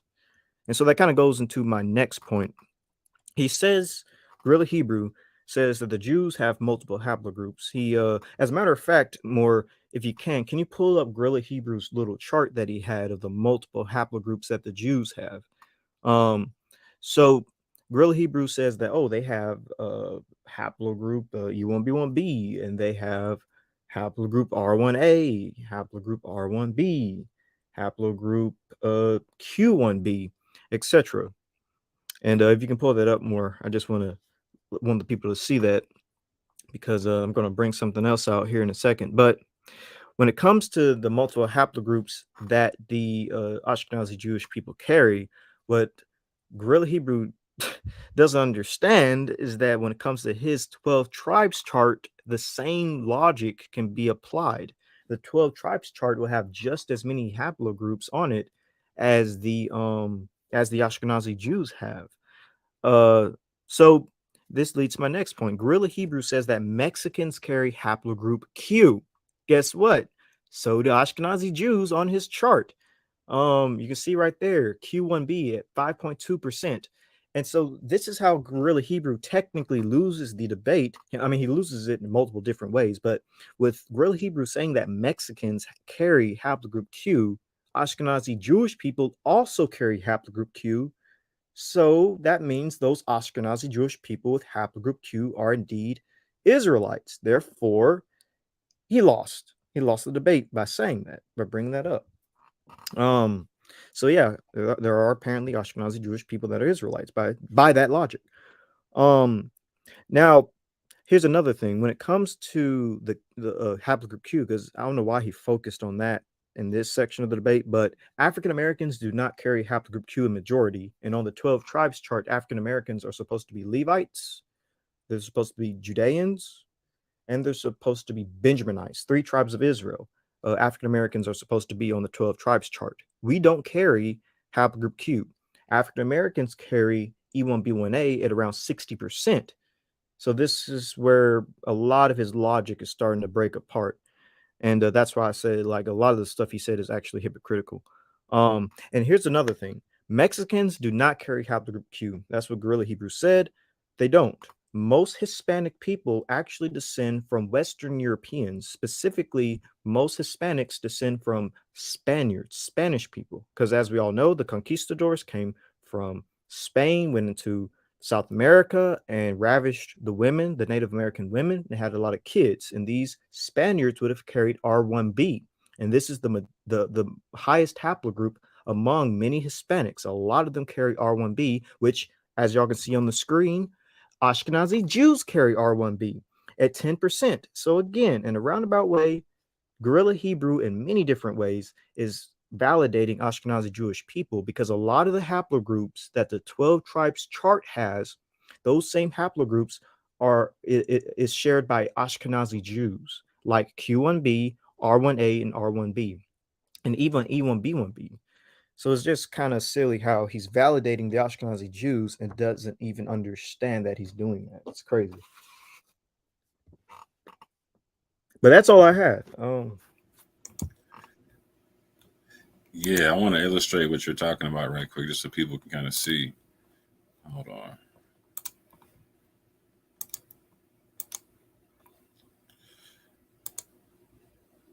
Oh.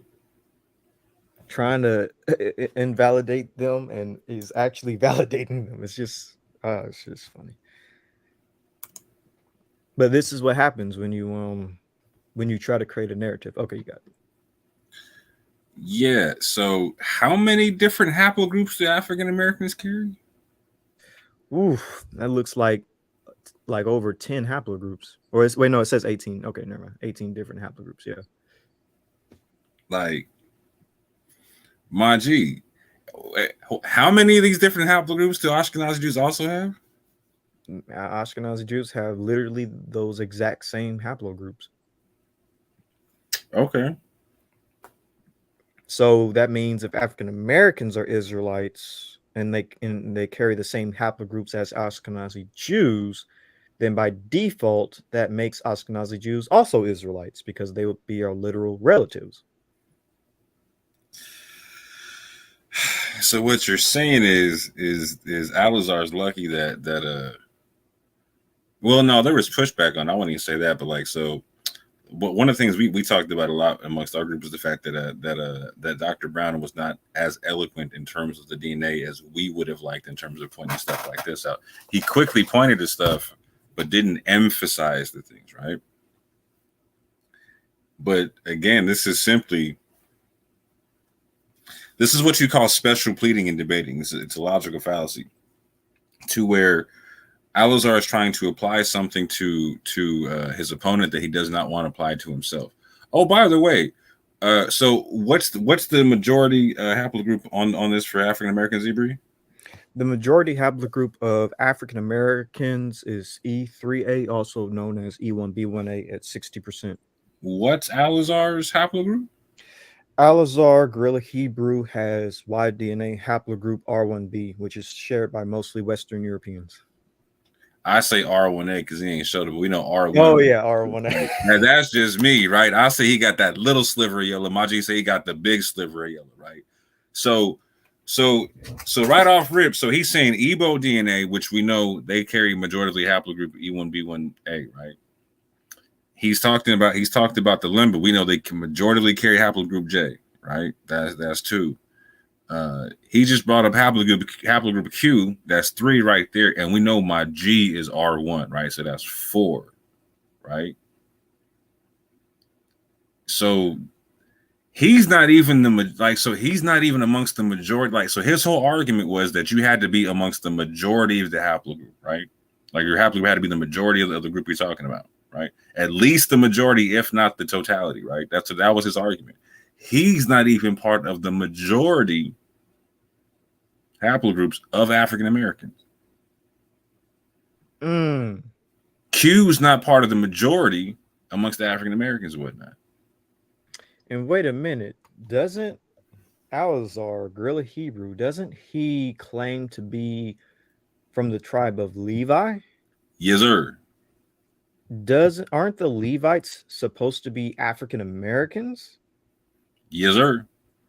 But most African Americans carry haplogroup E1B1A, but he's haplogroup R. So how is he a Levite? Maji, like, so it's not working so much, right? Like the argument, like he's shooting himself in the face. Like the first time I watched this, I'm like, yo, you got the wrong haplogroup to make all these arguments, bro. Yeah, by his own admission, he cannot be a right. Levite. By his own admission, he can't be he's not part of the majority, right? Like he's out the club. Because he says you gotta at least be part of the majority. Like, okay. Now see me, I'm not part of the majority either. I'm E1. I'm that little gray sliver at the top right.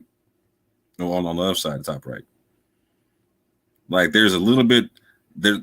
Me and R1A got about the same amount amongst the African Americans. You know what I'm saying? So I'm not the majority either, right? Go ahead. No, you got to go ahead. I was going to say, did you want to pull up a map of haplogroup R1A? I can, or you can. Oh, go ahead and pull it up. Go ahead. You got it. Yeah, let me pull this up. Just because sometimes I know you guys having a visualization is probably for the best. Mm-hmm. So here's a good image of haplogroup R1A, and this will kind of just help you guys out. So you see R1A is pretty much highest in Western Europe and in Central Asia, which oddly enough, you actually have Turkic peoples with R1A. And Alazar, Gorilla Hebrew, is trying to say Ashkenazi Jews are Turks. Turks carry R1A. They carry his very haplogroup. So Gorilla Hebrew could be a Khazar himself. He actually could be Turkic. But it's likely that he has what it comes from Western Europeans. But I'm just saying you can make their argument. He at least would be related to Turkic peoples with R1A. They would have a common ancestor going far the way back up the tree.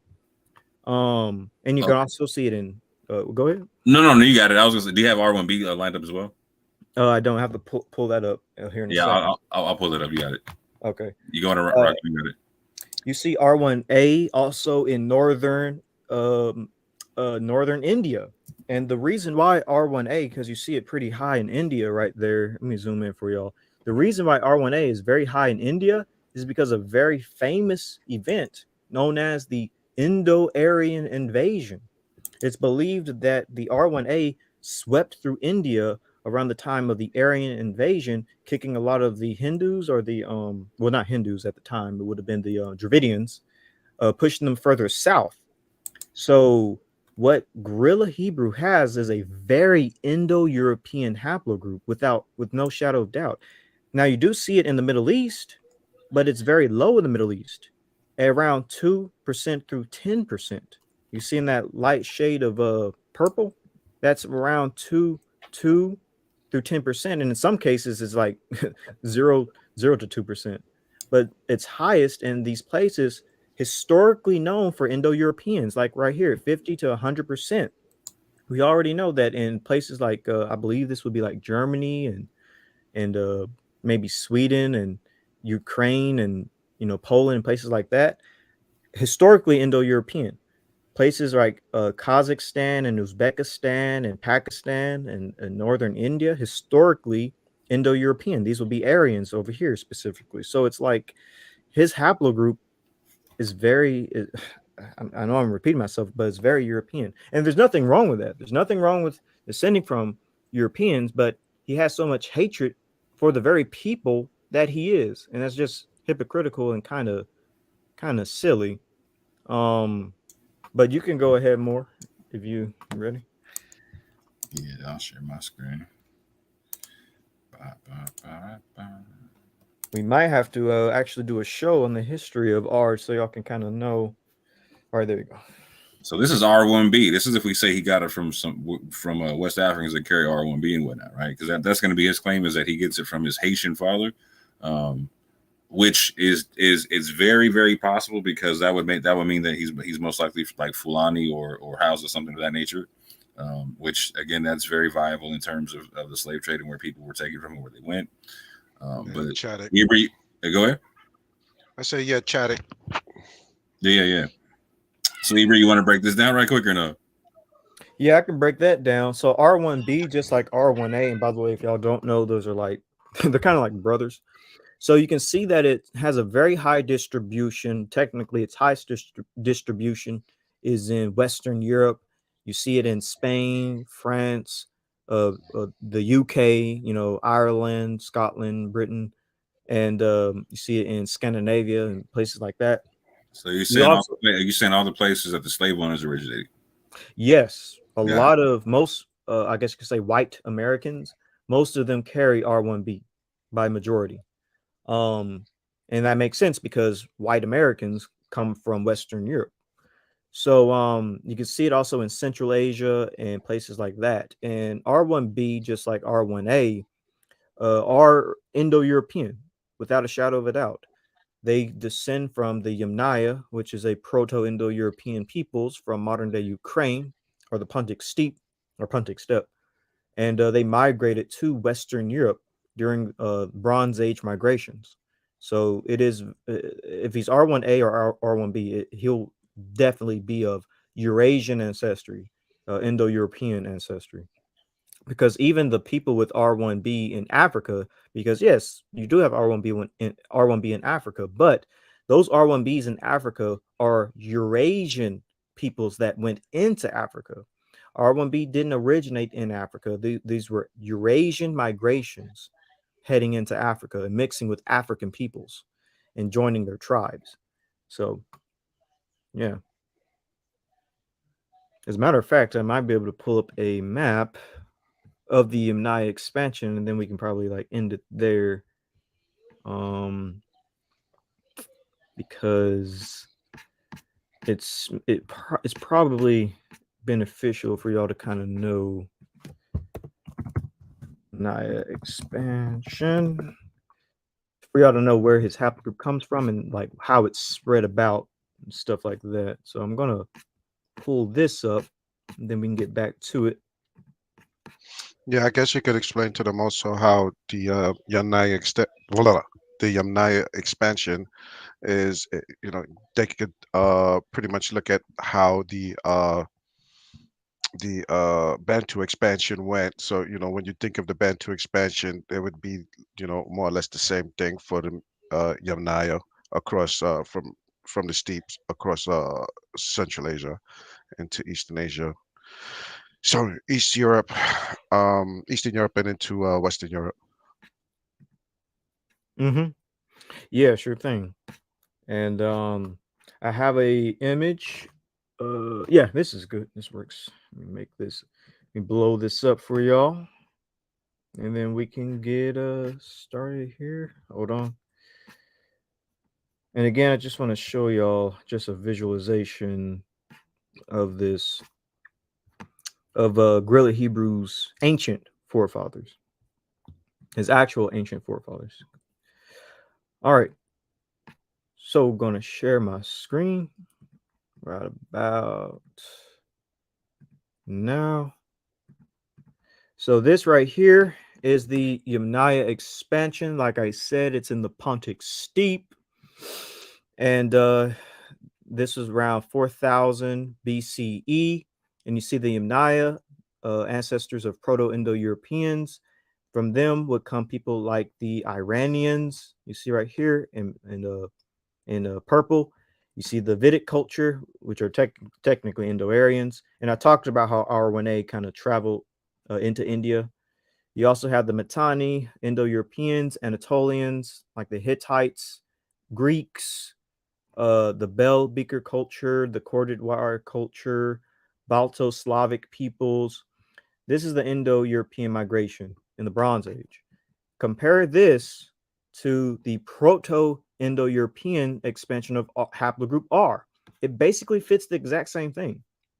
Y'all should be able to see expansion of R is going in the exact same places, like the Indo-Aryans going into India, the Mitanni, like I mentioned, carrying R. I don't know if y'all can see that, but these are R markers, you see?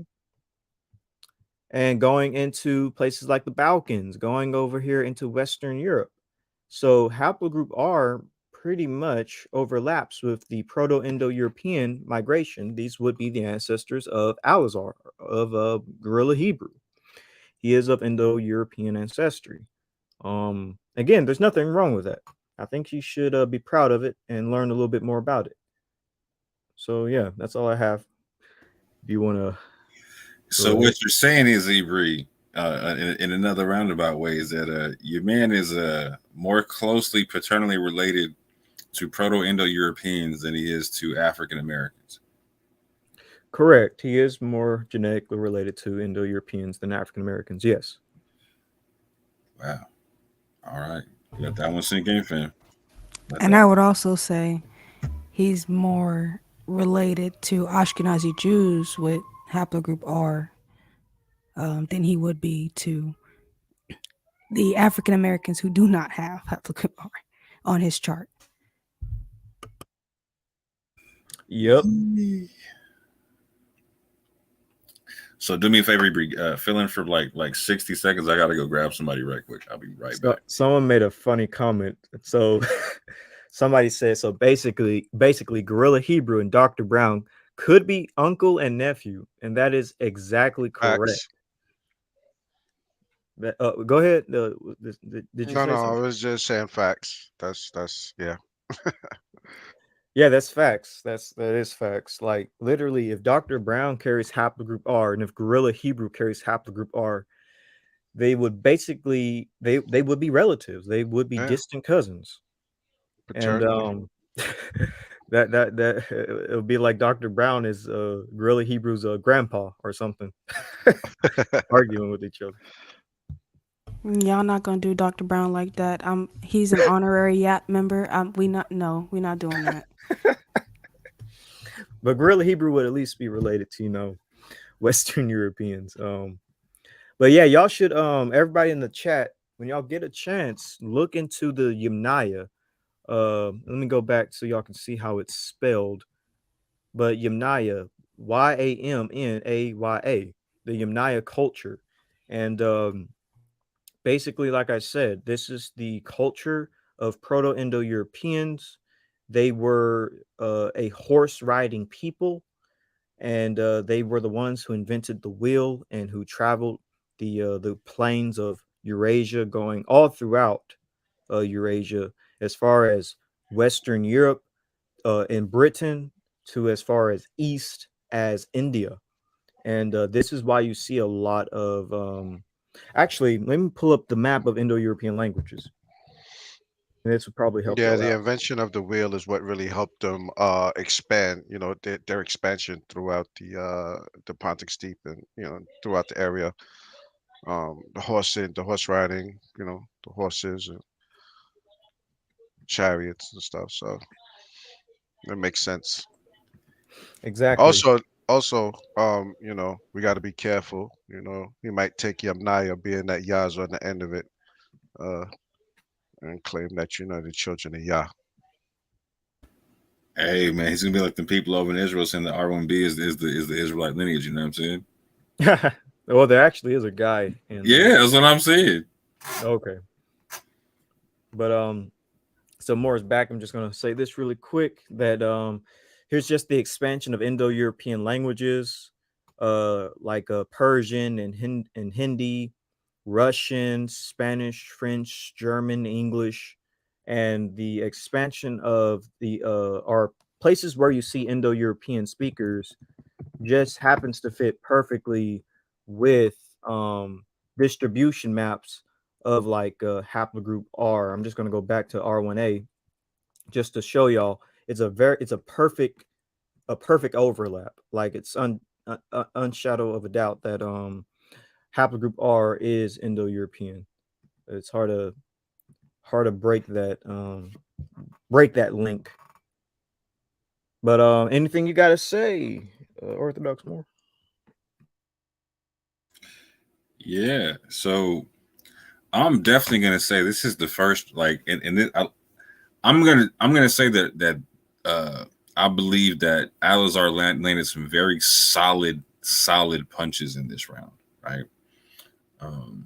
I think the most solid counterpunch, and I think Alizar is built in terms of a debater. I think he's a fantastic counterpuncher. I think his head movement, he slips and parries and whatnot. I think he knows how to move around the ring and whatnot. You know what I'm saying? Like, he's definitely got like that Philly shell popping off. You know what I'm saying? I like how he moves on that rebuttal style. And he came back and so I said in the first round they established their premises and whatnot. Dr. Brown was talking about like basically looking for language, genetics, and culture and whatnot.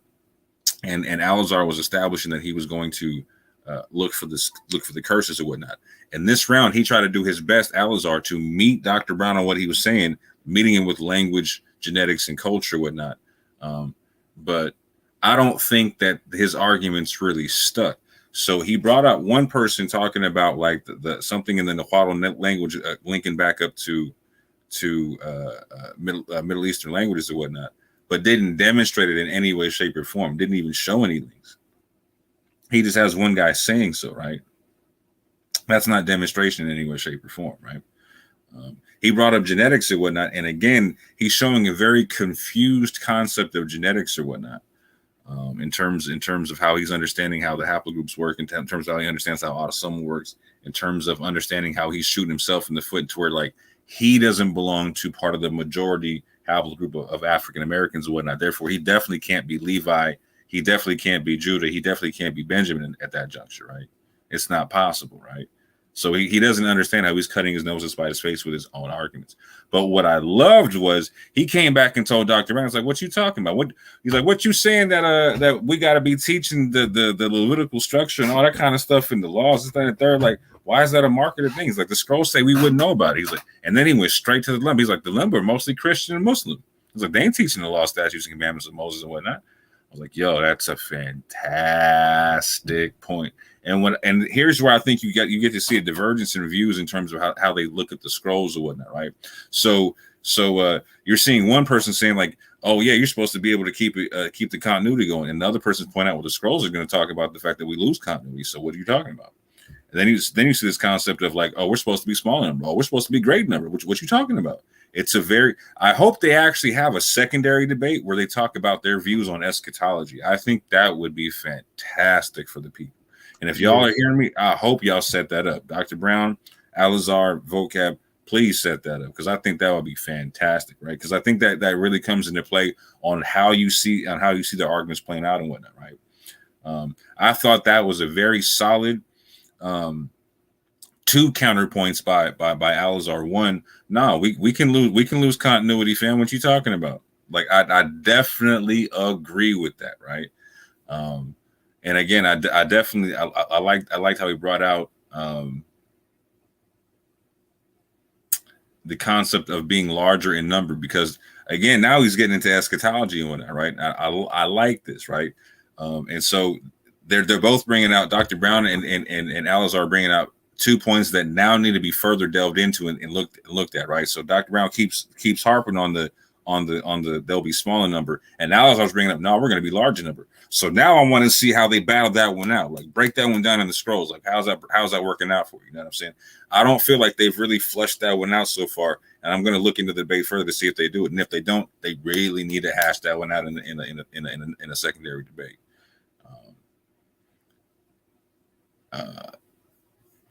And getting into hold on, what did I want to say? There's one more thing I want to say about Alizar. The Lashon Kadash or whatnot. So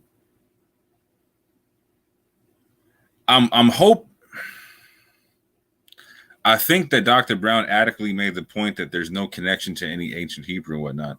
And I think this is where the impetus, like it's on Alizar to show, for instance, that Lashon Kadash is not a modern construct if he's going to say it's the ancient Hebrew, right? So if he's going to say it's ancient Hebrew or not, he's got to show some continuity from somewhere to where they're getting this from somebody, right? Like somebody coming off the slave ship, somebody in West Africa, some Native American, somebody's got to be speaking it this way. You know what I'm saying? But if you can only show it in modern times and in modern groups and showing no ancient continuity, then you have to agree to modern language with that, right? And so I think for the arguments being made now, so we're people, and get this really clear, we're people as the YAP gang. We make arguments. Me and mine's we make arguments for material culture and linguistic continuity in certain ways, right?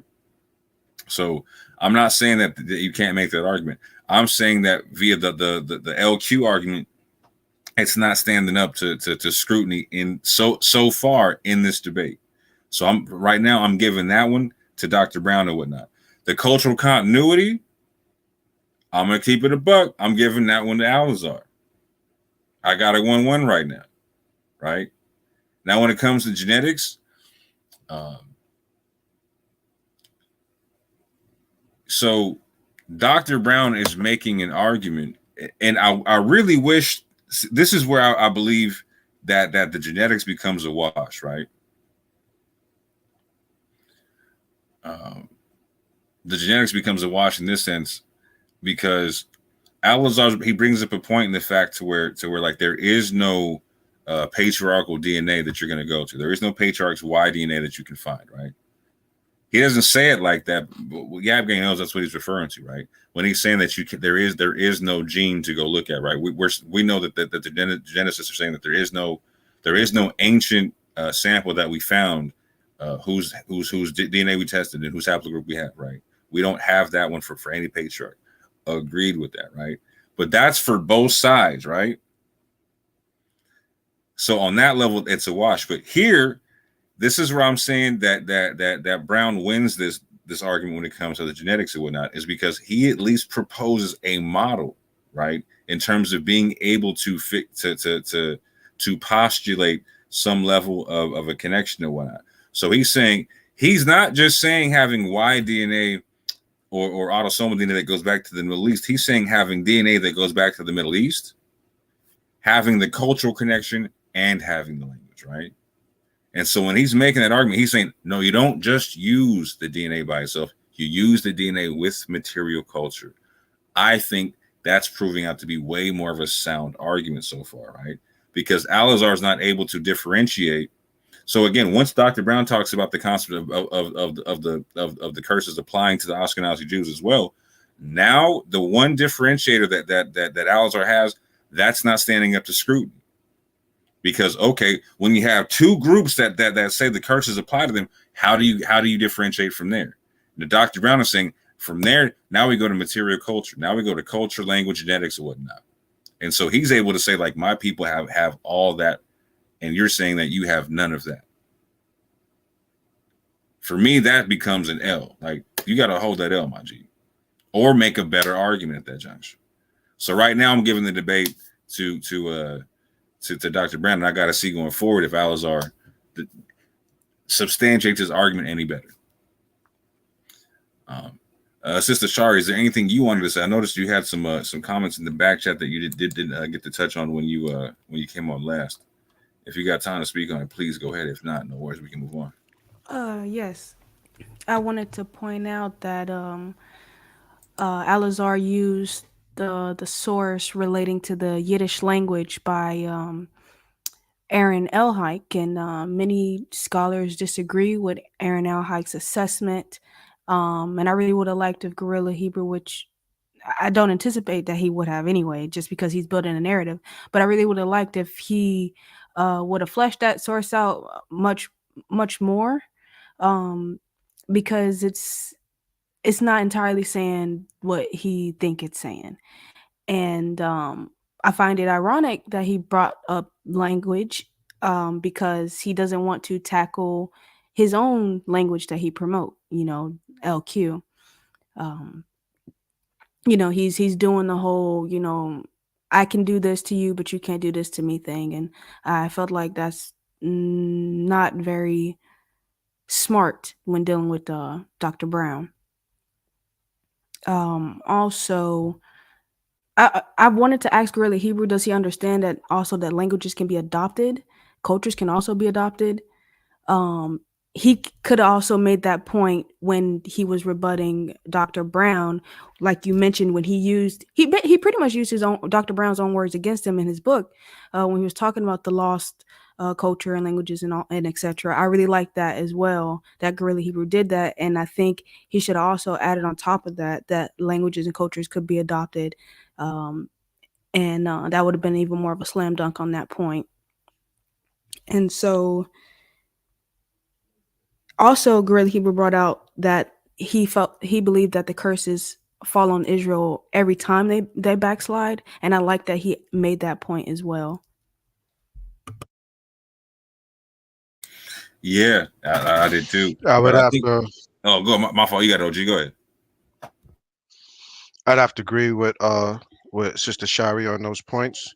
I also want to touch on the point that she was discussing about the language culture with Dr. Brown, the material culture and the language, and him having being able to say that his people was able to hold on to these things. And I heard you say that, that's like an L. He should, just hold the L for that one, because he's showing that his people were able to retain these things. I would disagree with that in the sense of, we know that language and culture can be plastic. Um, that anyone could pick up the language, like Sister Sari said, even the culture. So even though they retained it, doesn't mean it was theirs to begin with. And even though we don't have it, uh, you know, we no longer have it, doesn't mean that we once did. So those 2 points right there. So again, this round two for me was still because there was so on both sides there was falsifiable arguments. Again, I gave this one the second round a tie. Very interesting. To touch on the points that Sister Charlotte was making, very astute one. I definitely agree and appreciate a lot of her points and what she was making. I like how you definitely reminded me of something I wanted to say too, sis. Appreciate that. So when really he was trying to make the argument for the language that the Yiddish language having like a Irano-Turkic etc. or a Turkic connection and whatnot, and then goes and talks about haplogroup Q. This really shows his lack of understanding of genetics and whatnot, right? Because you're going to find haplogroup Q in Turkic areas and whatnot, right? And so, to me, he's dropping the genetics ball left, right, and center. Right? You want me to pull up Q because I already got it rolled up. Man, you already know it. Hey, man, get it. All right, so I actually wanted to show y'all right here when it comes to haplogroup Q.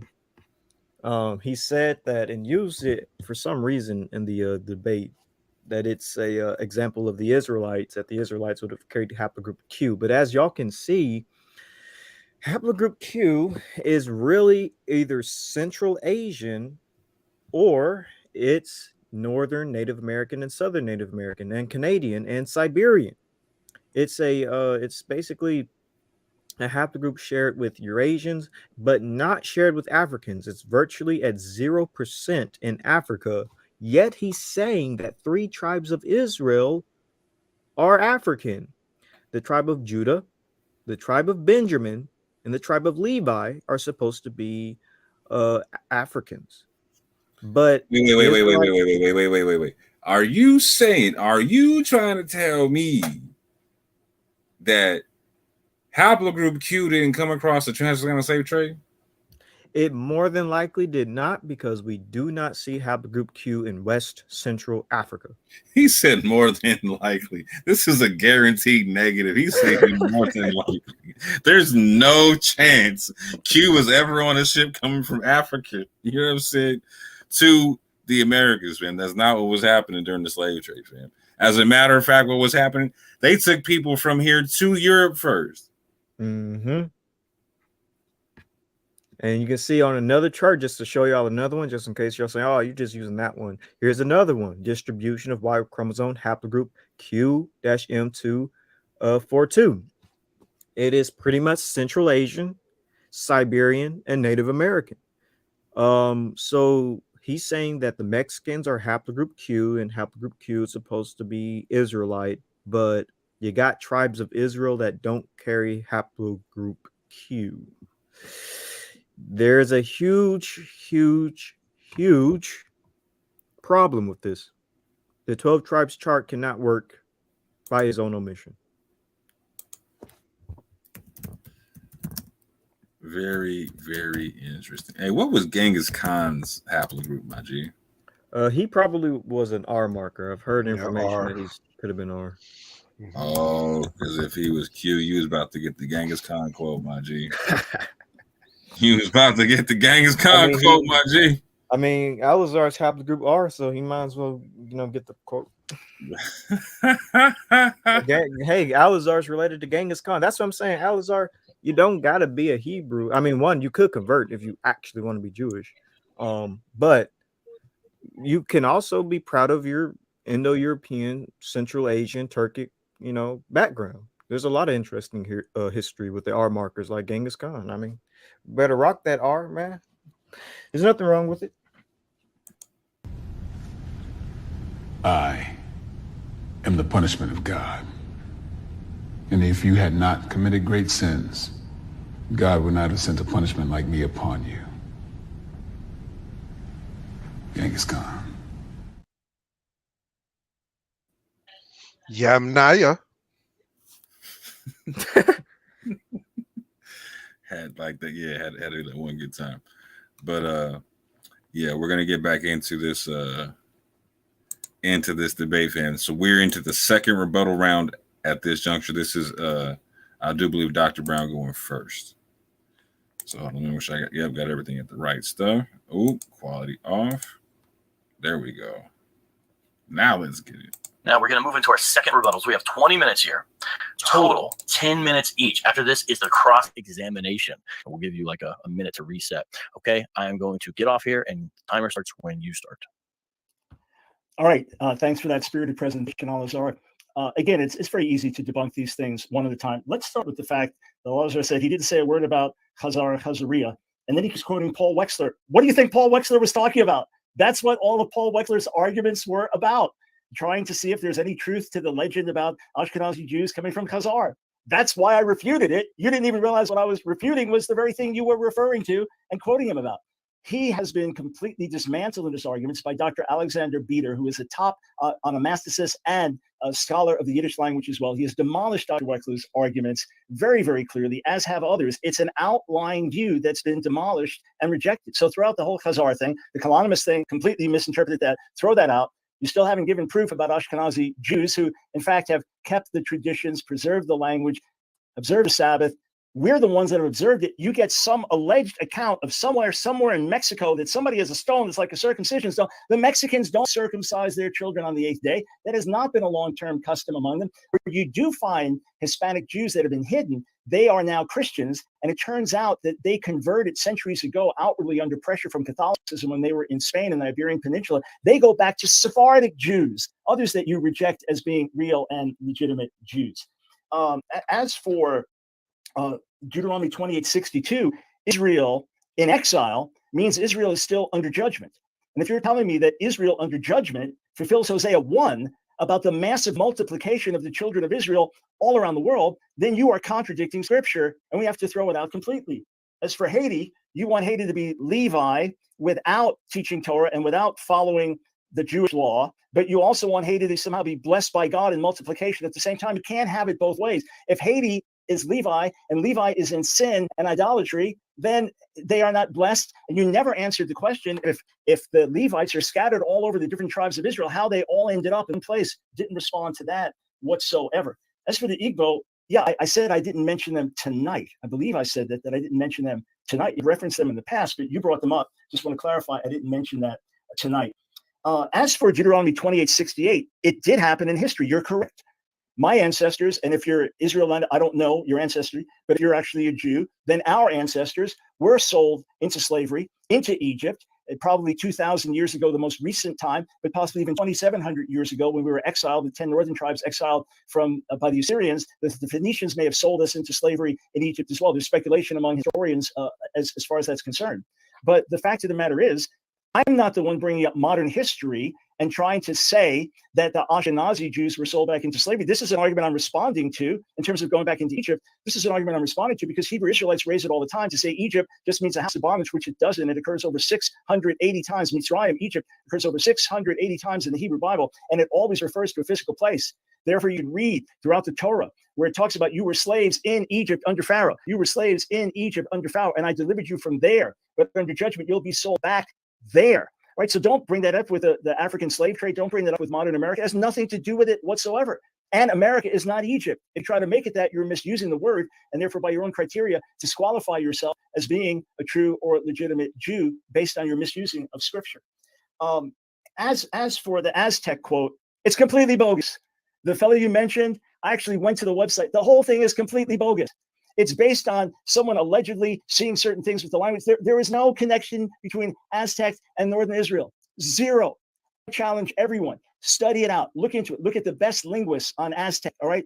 And I've been introduced by Al-Azhar repeatedly. I'm a top scholar, etc. My PhD is in Near Eastern languages and literatures. I can speak with authority about these kinds of things when it comes to language and linguistic origin. There is zero connection whatsoever. That quote from online is completely bogus. Anyone that looks into it will find it. You just throw something out. Notice when Al-Azhar wants to point to something with some scholastic background, says peer-reviewed, etc. Okay, so those we take more seriously, and then the other scholars say, no, that's wrong, this is wrong, this is wrong, this is wrong, all right? As happened with Dr. Paul Wexler and some of these others denying Ashkenazi Jewry going back to ancient Israel. But these internet sources that are just thrown up for you, utterly, completely bogus. If you get all excited about these things and say, we proved our point, I truly and genuinely and honestly pity you. What I find fascinating is Al-Azhar says he's Haitian, and he feels attacked by my rejecting the idea that Haitians are Levi. And again, we got zero proof. To this moment, we have zero proof whatsoever for a single person on chart connecting back to a specific tribe in ancient Israel in any specific way. And if you will look into Mexican DNA, the original Mexican people, you will find there is not any type of strong Middle Eastern connection. Do the research, search it out. You'll find it without fail. But we still have zero proof supply. And here's what you have to ask yourself. It's been very difficult to be a Jew in history. We've been put out of Christian countries. We've been put out of Muslim countries. You know, Americans know in 1492, Columbus sailed the ocean blue. Jews know in 1492, all non-baptized Jews were kicked out of Spain. We had been there at least from the 2nd century of this era on, from archaeological evidence telling us that. That also reminds us that there's a history. You can go back, read histories of the Jewish people, and you don't have gaps of hundreds and thousands of years because these things can be traced back. There was an alleged Hebrew inscription in America. The thing was completely bogus and likely a forgery from the 1930s. But what's really interesting is that one scholar, one professor, Kenneth Felder, an archaeologist, said, you don't just leave an inscription. There's archaeology. There's evidence of people being in a place over the centuries. There's evidence of Jewish people being in places over the centuries. And we have the literature that's been passed down from generation to generation to generation. Yes, it's true that the majority of Jews today are fairly secular and not religious, and they will ultimately assimilate over the years. The ones that continue through the generations have been the ones who have been observant and follow the tradition, even when it costs them their lives.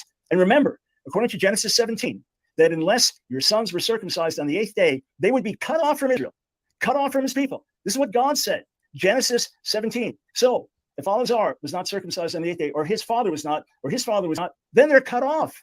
They're no longer having Israelite heritage. That's the word. That's the Torah. That's scripture. That's what's written. All right. So it's amazing to me that you have a people who have preserved the Hebrew Bible through the centuries. You have a people who have preserved the Hebrew language through the centuries. You have a people who have continued to live by the laws of Moses. Yes, it's tragic that my people have rejected Jesus, Yeshua, the Messiah. That's truly tragic. But you have a people who, with continuity of history, and yes, in sin, in rebellion, scattered, judged, but as God promised, preserved as a people. And then you have all these different groups who are massively unrelated.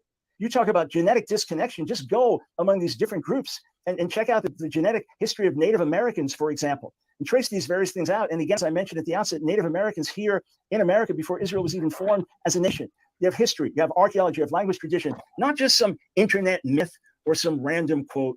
Look at the people who've been here this whole time. Look at the people who've been here without break. Look at the people who've been kicked out of countries as Jews. Look at the people who've suffered as Jews. Look at the people who've been faithful to circumcise their sons and observe the Sabbath and have not been cut off because of that. Even in exile, God said he would preserve us. Jeremiah 31, verses 35 to 37, make it absolutely clear no matter what we do, God will preserve us and keep us and bring us back. So I mentioned at the outset, bogus Hebrew, that was never refuted. I mentioned bogus connections, never refuted. Even the alleged origin of Azteca going back to Hebrew, completely, utterly bogus. Notice that nothing that I have presented in terms of factual evidence thus far has been refuted or answered. Rather, different information thrown up that can confuse those not familiar. Those who are familiar will see the truth. May the Most High, may God Almighty.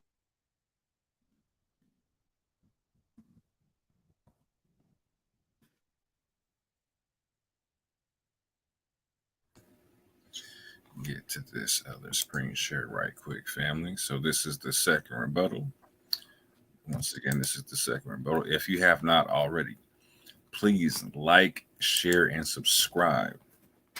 If you have not done so already, please like, share, and subscribe. And with that, family. All right. And now, Elazar, this is the final rebuttal. Are you ready with your final rebuttal? 10 minutes, Elazar? Yes, sir. Okay. All right. Everyone's done good so far. I appreciate that very much. It'll be interesting to see how this cross-examination goes. I hope we can continue the way things have been going so far. All right. I'm going to stop talking. And when you speak, the floor is yours. And that's when I'll start the timer. All right. Again, I want to give all praise, honor, and glory to the Most High God. Yahweh I do so in the name of His only begotten Son, Yahweh Shai. So, he said I didn't review his bogus Hebrew, the alleged claims of bogus Hebrew, because that's not the topic of this debate. So why then would I entertain that? He also said I didn't refute the ice. I never introduced that into the argument. So what's funny is he wants me to argue points that I have not presented. I've not utilized that in my argumentation to prove any of my points. So then why would I address it? Doesn't need to be addressed. It's not what I'm talking about tonight. Coincidentally, when I asked him to show how the Ashkenazim fulfilled Deuteronomy 28:68, he coincidentally gets to go to, oh, well, the ancestors did it. Well, wait a minute. We don't get that same ancestral courtesy that the Ashkenazi get. And that's what's funny. And notice he's just calling things bogus. He's not showing, proving, and demonstrating that things are bogus. And you know what we call that? I'm white and I said so. That's what we call that. I'm white and I said so. Because I'm white, I said it. I have a PhD, so it has to be true. I don't have to demonstrate or prove anything, right? Very coincidental. I said Mexicans and Haitians, we don't circumcise the 8th day. We don't keep the Sabbath. And it's very simple. It's because we're affected by Deuteronomy 28. So let's read Deuteronomy 28 and 64. And the Lord shall scatter thee among all people from one end of the earth even unto the other, and there thou shalt serve other gods, which thou nor their fathers have known, even wood and stone. We've been all forced to worship a white Jesus in Christianity, where they told us we don't need to circumcise ourselves. That's why it's like that, sir. So in understanding that, we fit that. Can you demonstrate where the Ashkenazim have been scattered from one end of the earth to the other, and then are having served other gods where they are not allowed to keep that, right? You talked about the Sephardim. What about the Ashkenazim, right? Also, he just read Ezekiel 4. He didn't explain anything about it. I challenged you, right? As I challenged you on very many other points that you have yet to respond to. So many numerous that I can't even list it now. Ezekiel 4 demonstrate how the Ashkenazim have lived through Ezekiel 4, a 430-year oppression, right? And then the Paul Wexler thing, yes, he may have faulty arguments trying to validate you guys being Khazars. I didn't introduce the Khazars, though. I'm talking about the findings of his genetic and linguistic testing that disqualifies or lends credence away from your Levantine origin. I'm talking about the empirical scientific data that was discovered. I'm not talking about his arguments of you being Khazar. So let's make sure that we stay on topic, right? I'm going to pull my PowerPoint back up now, vocab.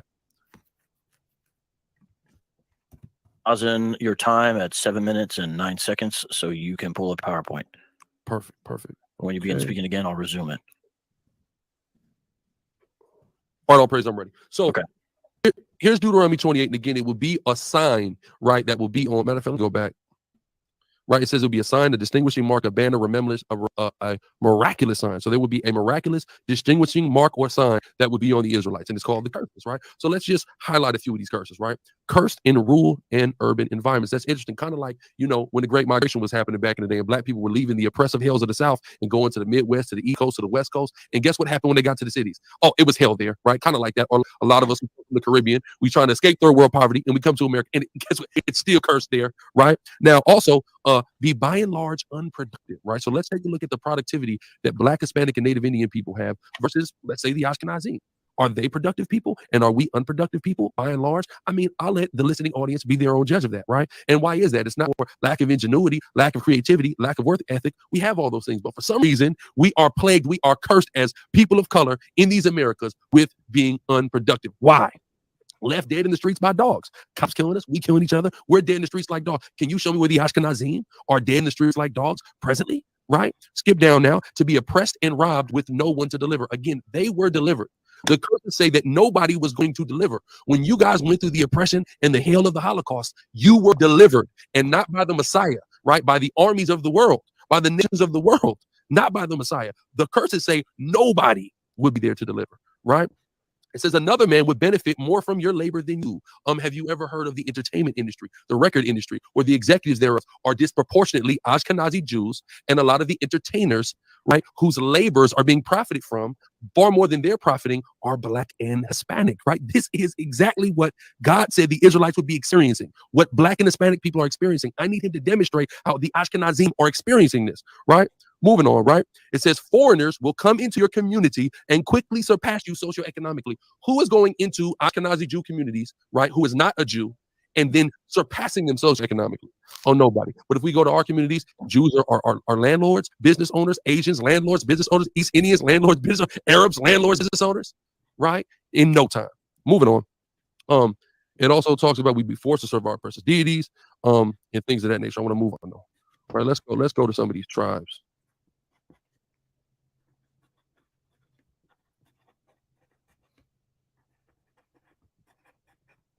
Want to get to something right? So in the book Lost Tribes and Promised Lands, Antonio Mendocinos gives his testimony on his interaction with the Seminole Indians, a part of the larger Muskogee people, right? And they say here that were from the tribe of Reuben, and the tribe of Joseph was on an island nearby. Of course, the Seminole Indians are there in Florida. Near Florida is what? Cuba and Puerto Rico, right? So then we have the tribes of Manasseh, Ephraim, and Reuben, all summed up in the ancient tradition and heritage there, right? Or in the historical documentation, right? Naphtali were a people that jeoparded their lives unto death in the high places of the field. And these are the type of places in which the Andean civilizations of Chile and Argentina began to develop themselves, in the high places of the field. Again, we've already demonstrated the overlapping curses and prophecies that would be affecting the Israelites clearly fit the description of Black and Hispanic people. So now we go through the more specific things for the tribes to identify the tribes, right? Moving on. So that's Naphtali there. Boom. Gad, Deuteronomy 33 and 20. And of Gad, he shall be blessed is he that enlargeth Gad, which is why Gad has such a larger land allotment than the other tribes here in the Americas. They have all of, the United States pretty much and Canada. And it says, he dwelleth as a lion and teareth the arm with the crown of the head. Now that's interesting. So that word for crown of the head there, Strong's H 6936, and it also means scalp. Interestingly enough, tearing of the scalp is a custom found prevalent amongst who? Native American Indians, right? We see this here in the Encyclopedia Britannica, right? So that lets us know about the tribe of Gad. Right, going on to Asher now, Deuteronomy 33, 24 to 25. And of Asher, he said, let Asher be blessed with children. Let him be acceptable to his brethren. Let him dip his foot in oil, and thy shoes shall be iron and brass, and as thy days, so shall thy strength be. The word iron in Strong's H1270 is Brasal. Interestingly enough, sounds a lot like Brazil, in which we would say would be the tribe of Asher, but also 2 minutes. 2 minutes. Thank you. But also oil, right? Large quantities of oil and natural gas are found in several areas within South America. Venezuela also has major deposits of oil and natural gas in the area surrounding El Tigre. The country is one of the world's largest oil producers. See that? Oil? But it also said, it also said their shoes shall be iron, and there is unprecedented levels of iron ore and other metals that also are in this land that is allotted to the tribe of Asher, according to the chart. Moving on, Zebulun shall be at the haven of the sea, and he shall be for an haven of ships. If you look at the ancient tribal allotment of Zebulun, they, of course, are landlocked. So we see here that the Central America has things like the Panama Canal, other things being developed in Nicaragua, and the most ships in the world are passing through them daily, right? 1 minute. Tribe of Zebulun, right? 1 minute. Hold on. My fault. Say that. I'm gonna say that for the conclusion. So yeah. So as we can see here, I have presented evidence to support Black and Hispanic people in general being Israelites, and then I went into particular scripture and historical references to give us the particulars on the tribes and some of the surface level reasons as to why we come to these conclusions on which tribe is which. Right. A few more left on the list. So just stay tuned. In my conclusion, I'll complete this through the spirit and power of Yahweh Shem Yahushua. Again, we give all praise, honor, and glory to Yahweh Shem Yahushua. You have 25 seconds left. That's good. I'll yield that time. Okay.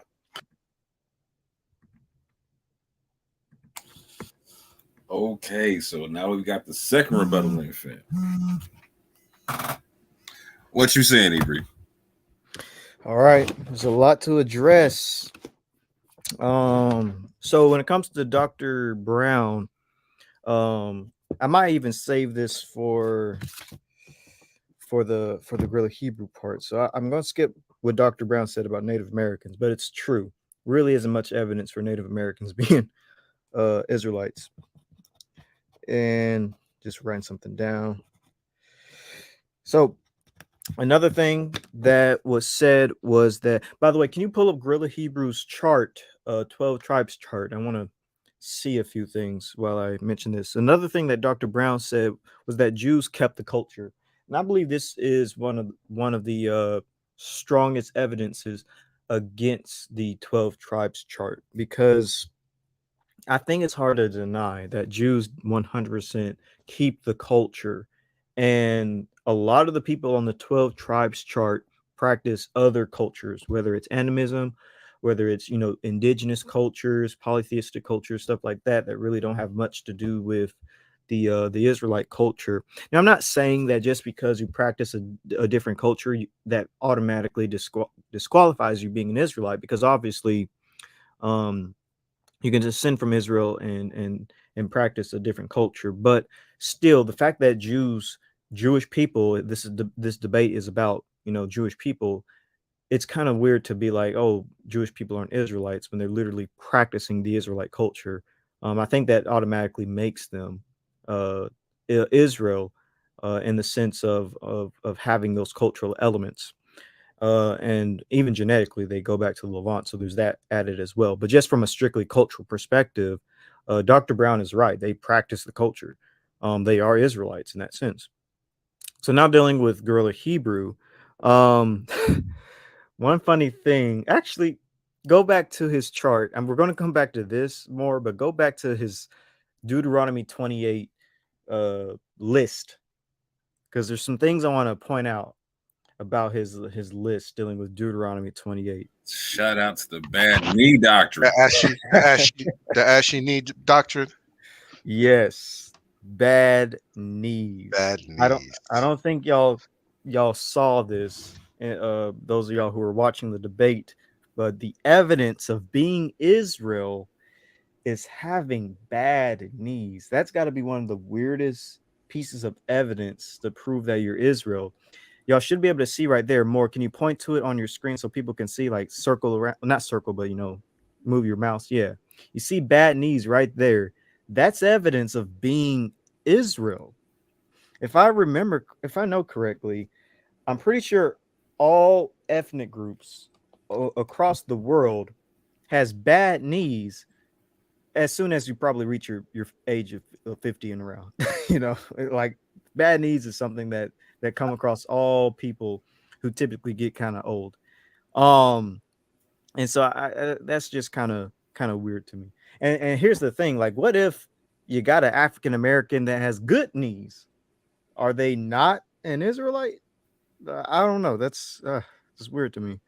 I guess this makes this is gonna be a bad joke, but I guess this makes Joe Biden an Israelite because he has bad knees. Oh man. So another evidence of being Israel is that blacks are unproductive.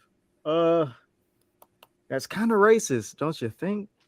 So we're Israelites because black people are unproductive. That reminds me of things that people would say on racist websites like Stormfront. I think that's terrible evidence for being Israel. And when you think about it, the Israelites were some of the most productive people, because when it came to, like, King Solomon, he had sea voyages going across the world, getting all types of exotic animals and plants. Like the scriptures mention, he got peacocks and apes, gold and silver. Like, the Israelites were not a unproductive people. When they went into the land of Canaan, they fought the Canaanites and took over the territory. You can't be unproductive if you're taking over people's lands. So it's just bad evidence to me. And more evidence of being Israel was that he says that we were not delivered, that black people were not delivered. That is strange as well, because if I remember correctly, we were freed during slavery by the Emancipation Proclamation. So saying that, you know, we weren't delivered is just going against history itself. And I'm pretty sure today African Americans have the choice and the freedom to leave this country if they want to. Ron Dalton Jr. Is in Africa right now. He left America and moved to Africa. And there are many other African Americans moving to other parts of the world. So for us to be not delivered, I think that's kind of weird. If you make enough money, you can leave this country. And this goes to my next point. He says evidence of being Israel is being poor.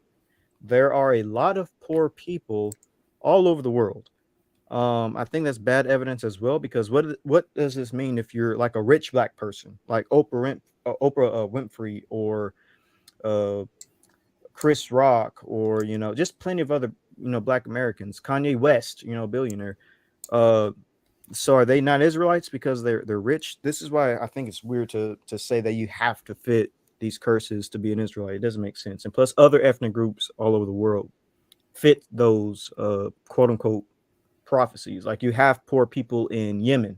You know, Yemen is being bombed day by day and night, and the population there is extremely poor. They have a lot of persecution as well by I don't want to get political, but by governments in the Middle East. But yeah, and same thing goes for slavery as well. Black people were not the only people sold in slavery. And yes, black people were not the only people sold on slave ships. You have the Barbary slave trade, in which Europeans were sold to the Ottomans on slave ships. And of course, you have the Slavic people that were sold in slavery. So slavery is a very old institution that has existed for thousands of years. I mean, I think we even forget that Abraham had slaves, like Hagar, the Egyptian. She was a servant. So that goes to tell you that this institution of slavery existed for a long time. Now, the biggest thing that I will say, and this is the last thing, is that Guerrilla Hebrew believes that the tribe of Gad. Can you go back to the 12 tribes chart? I want to make sure I get these right. Don't want to misrepresent them. But I believe he says that the tribe of Gad and the tribe of Issachar are Native Americans. Let me see. He says it's the Central Americans. All right, so Zebulon is Central Americans, and Native Americans are Gad. All right. Seminole Indians are Reuben, and Naphtali is Native Chileans, and I can't see the other one. Asher is also. Go ahead. Yeah, Naphtali is native Argentinians and Chileans. Asher is native Colombians and people from Uruguay. Then we have Reuben is Seminole Indians. Like Okay. so, that's the only I think Reuben and Gad were there's two Native American groups. All right, so Or specifically like northern Native American groups. So 6 tribes of Israel are basically northern Native Americans and southern Native Americans in total. Here's where things become an issue by saying that. Particularly Dr. Brown brought this up. My bad. Go ahead. No. I accidentally hit the play button. Okay. And Dr. Brown brought this up. When it comes to Native Americans, it's impossible for them to be Israelites because Native Americans, the ancestors of Native Americans, crossed Siberia and the Bering Straits in 25,000 BC. Israel did not exist in 25,000 BC, or excuse me, 25,000 years ago. Let's actually look into this. When it comes to the Native Americans, they predate Israel, and there was multiple migrations of Native Americans going into the Americas, which would have been technically Siberians at the time. For instance, you see right here in this red that there was a coastal migration of Native Americans that happened 20,000 to 15,000 years ago. Right here, this is the coastal migration. People were walking on the seashore, more than likely fishing to get food and water. And then you have the overland route, which was 14,000 years ago, and this was over the land. And then you have a possible other route with European peoples over here coming in. But the Native American migration into the Americas predates Israel. It's pretty much impossible for Native Americans to be Israelites by this omission. And on top of that, I don't think Guerrilla Hebrew truly knows how diverse and expansive and massive the Native American tribes actually are. I'm trying to show you all a good map of all the tribes of the Native Americans, but are we saying that all of these people, every single one of these people are Israelites? Is this what we're saying? All of these Native American tribes are Israelites? But here's the thing. It contradicts a lot. Let me go back to your screen. It contradicts a lot of the stuff on the 12 tribes chart. For instance, it says that Native Americans is Gad, but Reuben is Seminole Indians. That's an issue because Seminole Indians right here, Seminole Indians are Native Americans. How is Reuben going to be Seminole Indians, but then all the other Native Americans are Gad? Wouldn't Seminole Indians also be Gad? Like, why split them apart this way? It doesn't make sense. And like I said, Native Americans, there was actually more Native Americans in the Americas than there were Europeans in Europe. It's believed that there was millions of Native Americans in the Americas before the Europeans came. Are we saying that all of these different tribes of people are Israelites? Like, I don't think we understand how many Native American tribes existed before the Europeans came. And keep in mind, I'm only showing y'all maps of North America. I'm not showing y'all maps of Canada or South America. This is Native America. This is North America alone. It's hard for me to believe that all these people are Israel. The U.S. technically Canada is part of North America. Okay, my bad. The United States. Yeah. And here's another thing. Here's another issue. Haplogroup Q is actually not the only haplogroup shared by the Native Americans. Jeez. You also have a haplogroup known as C. And I don't think Guerrilla Hebrew anticipated this, knew about this. There was migrations from Oceania, peoples like Papua New Guineas and Australians and people like that, basically Oceania, more so Polynesian groups who came over to the Americas. And you have C markers here, not just Q. And also you have it in Canada, North America as well. But not only that, when it comes to the mtDNA, Native Americans carry a bunch of different mtDNA markers. They carry mitochondrial C, mitochondrial B, mitochondrial D, mitochondrial A, mitochondrial X.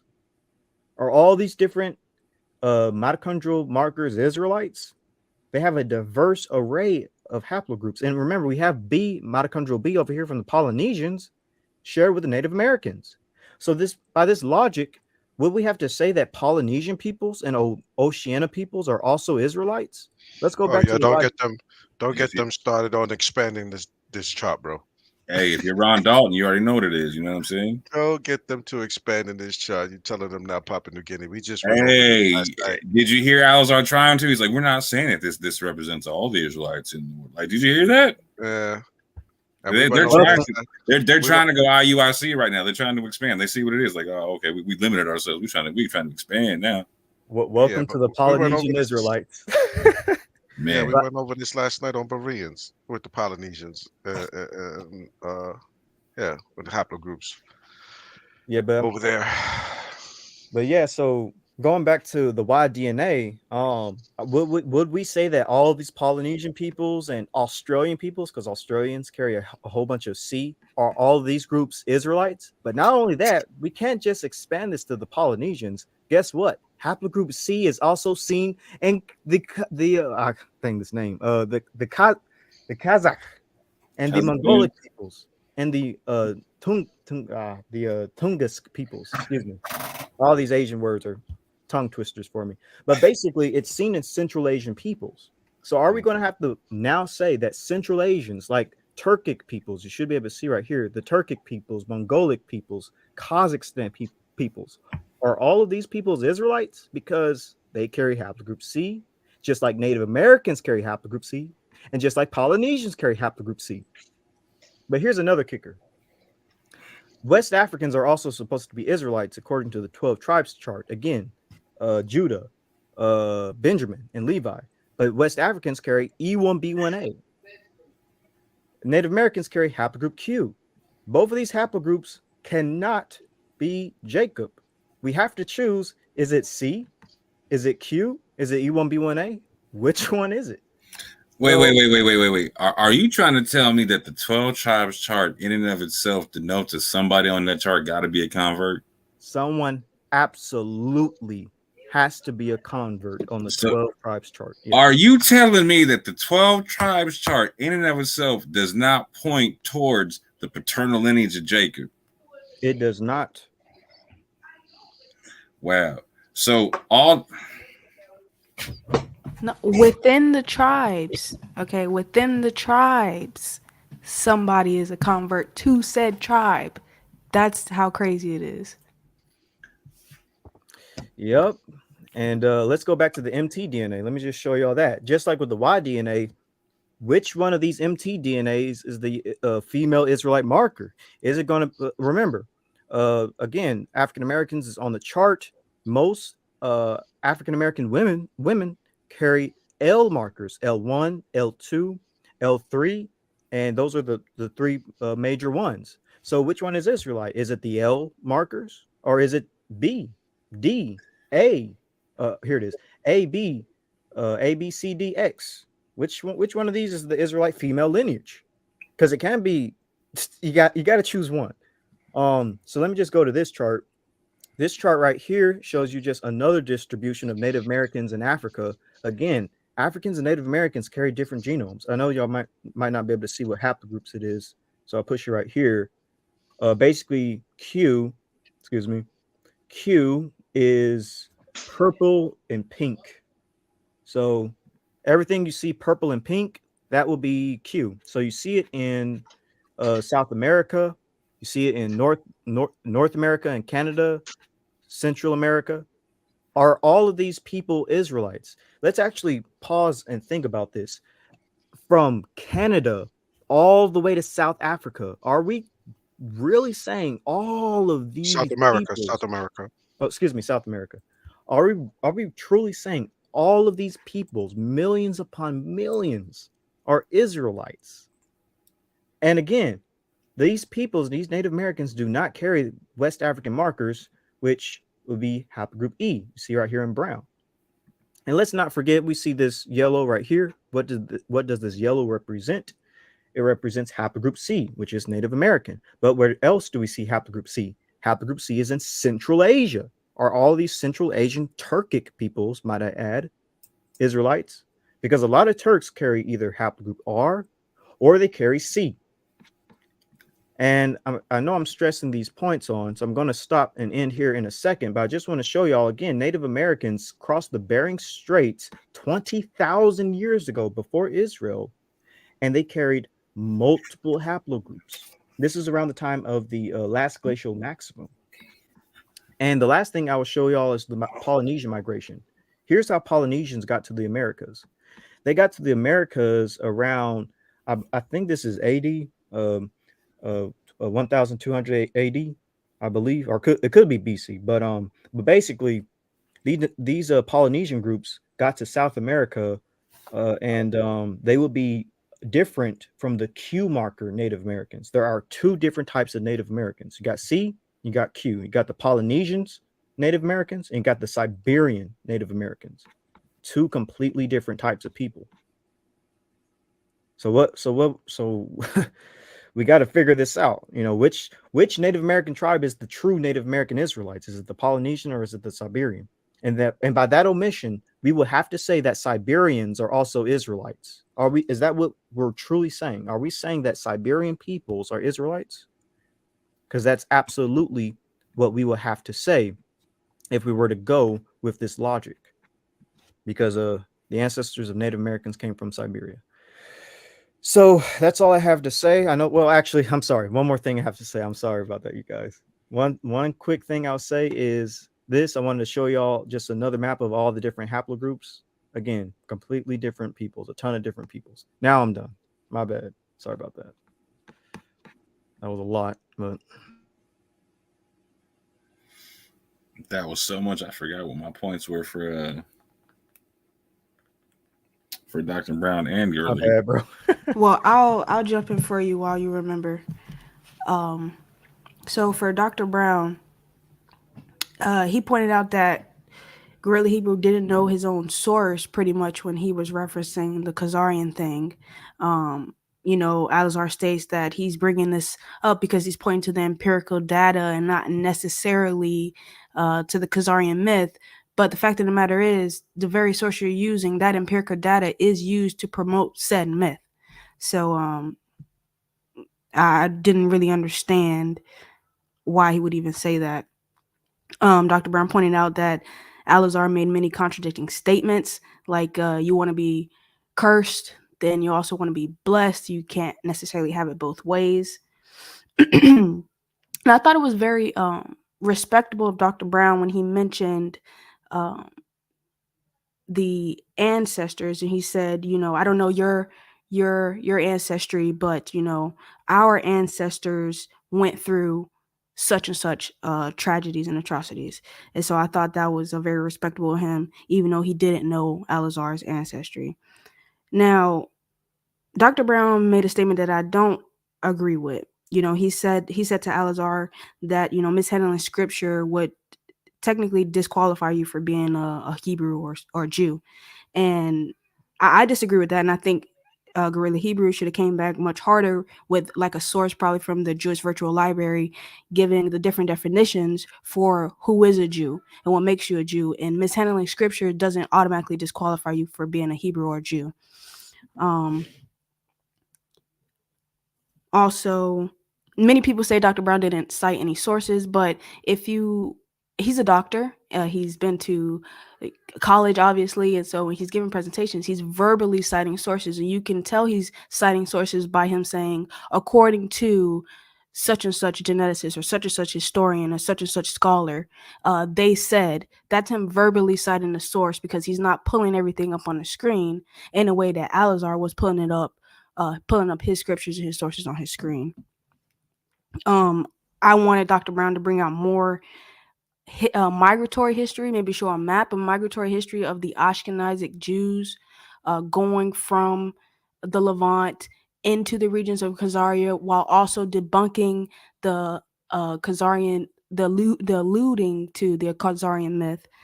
I think he could have hammered that home a lot better, and he also could have hammered this chart a lot harder too. I think he was hitting him, but he could have hit him a lot harder with dismantling this chart. Now, GRLA Hebrew, I like that he kept asking him about making a connection for Deuteronomy and the Ashkenazi. Even though I don't share in the same interpretation as GRLA Hebrew when it comes to Deuteronomy and the curses in Israel and such like that, I do like that he kept hammering him with that question, and he wanted him to lay out in a similar way that he was laying out, even though I disagree with the way GRLA Hebrew laid it out with the curses and the bad knees and all that stuff. I think I like that he was pressing Dr. Brown on that. And Dr. Brown, yeah, like I already said, I wish he would have brought out, like I said, a migratory path when he was bringing up the traditions and the history and stuff like that to connect with some of that Deuteronomy stuff, or even the blessings, because I'm a person that I believe that the curses or the blessings could identify Israel. There's many different ways you could argue Semitic lineage or Israelite heritage. So I would like a bit more of that from him. Also, GRLA Hebrew, he was specific when he was speaking about the Limba and the Igbo Jews. He was specific when it came to those tribes. But then when he moved on to speaking about the Mexicans and Native Americans, he started speaking in generalities, and he started conflating scriptures and misrepresenting history on the origins of these groups. And that was very disingenuous, and that's a sign to me of narrative building. He's just building a narrative. He's giving his audience, the people that follow him, what they want to hear. Like the brother Evie pointed out, Native Americans, they came to America well before Israel was even formed. And I'm saying Mexican history and their origin story isn't even congruent with Alazar's points at all. And if he had did any just small level of research on the origin stories of Mexicans, Native Americans, Seminole Indians, he would know that. So in my opinion, GRLA Hebrew proved in this round that, he's ignorant to a lot of migratory history, a lot of origin stories of the people on his chart. He's using diverse groups. Mexicans are a diverse group. Native Americans are a diverse group. And he's using these diverse groups and placing them in tribes such as Issachar, Gad, and all these other places, and that makes absolutely no sense. But because he doesn't understand the DNA, he doesn't believe in DNA, he's just going to build his narrative, and he's going to use his conflation of scripture and his misrepresentation of history to prove his point, even though it does not prove his point. And I yield there. I was hope. Oh, you got it, OG. I see you on the meeting. Go ahead. Yeah. All right. So here is where Dr. Brown begins to pull away from Alizar for me. He falsifies all of Alizar's claims thus far in this round, and then Alizar pretty much shoots himself in the foot in this round by doubling down on those falsified arguments that he made, and the curses in Deuteronomy 28 with the bad knees, and then going into the prophecies of the 12 tribes with the oil, and then this is where he started going downhill for me. I yield there.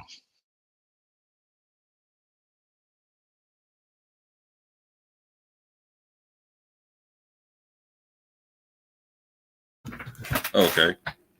So Yeah, I gotta agree with OG and the sis in the sense to where like I definitely saw like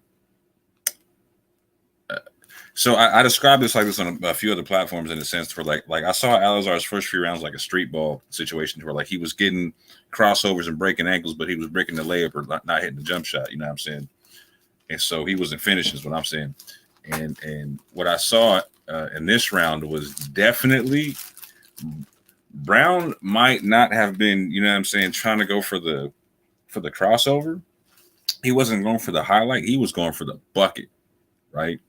And so he was just racking up buckets that round in the sense where he was just chin checking all kind of, he's like, no, bro, you ain't responding to none of this stuff. And like sis said, he was literally force feeding Alazar's arguments right back to him. Like, no. You don't even understand the sources you're reading. Let me explain to you your sources, my G. Like he sunned him on his own sources. You feel me? Like literally, he's like, no, bro, you don't even like. So something they say at the Dagger Squad is a pseudo dies at their own source, right? A pseudo always dies at their own source. Like so, Alazar was dying at his own source. And my man kept saying, you don't know what you're reading. You don't even understand the argument. Alazar came back and was like, no, I'm not trying to make the same argument they're making. I'm trying to use their empirical data. Blah blah blah blah. And my man already said like, no, other linguists have already disproved the argument that you're talking about. Now again, Brown's not giving you articles and page numbers.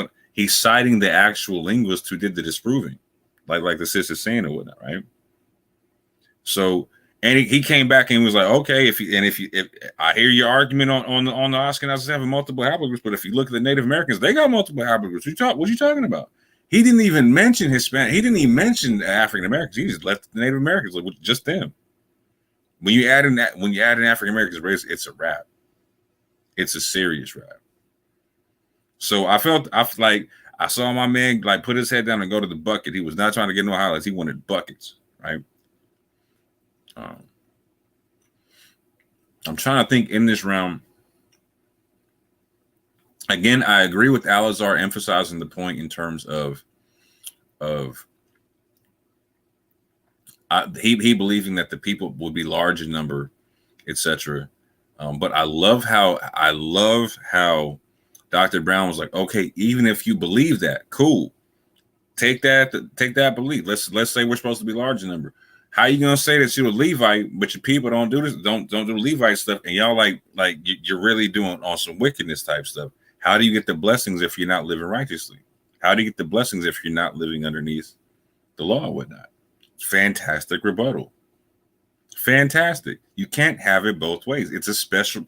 Again, I keep saying what I saw from Alazar, his whole presentation was based off of special pleading, right? Again, I want the argument to apply to you, but not to have to apply to me. That's special pleading. What does that mean? That means you got to fight with one hand behind your back, but I don't. I want to handicap you, but it doesn't apply to me. That's what special pleading is, fam. And if I missed anything, I apologize. But like everyone else made great points, fantastic points. So I'm gonna pull up now. See, this is where like they get in the phone booth now. We're talking about the cross-examination round. They get into a phone booth now. Now there's no, you can't disengage. We're right here in front of each other, right? These are my favorite parts of debates and whatnot because I'm supposed to make you engage with whatever you ran from when we were talking. I'm supposed to like, no, we're staying right here. You're right in front of me. Engage this thing. And so again, like we're going to see if Alazar can make up ground or if he loses ground. So let me share my screen. Make sure everything's proper. And away we go. This is the third and final round.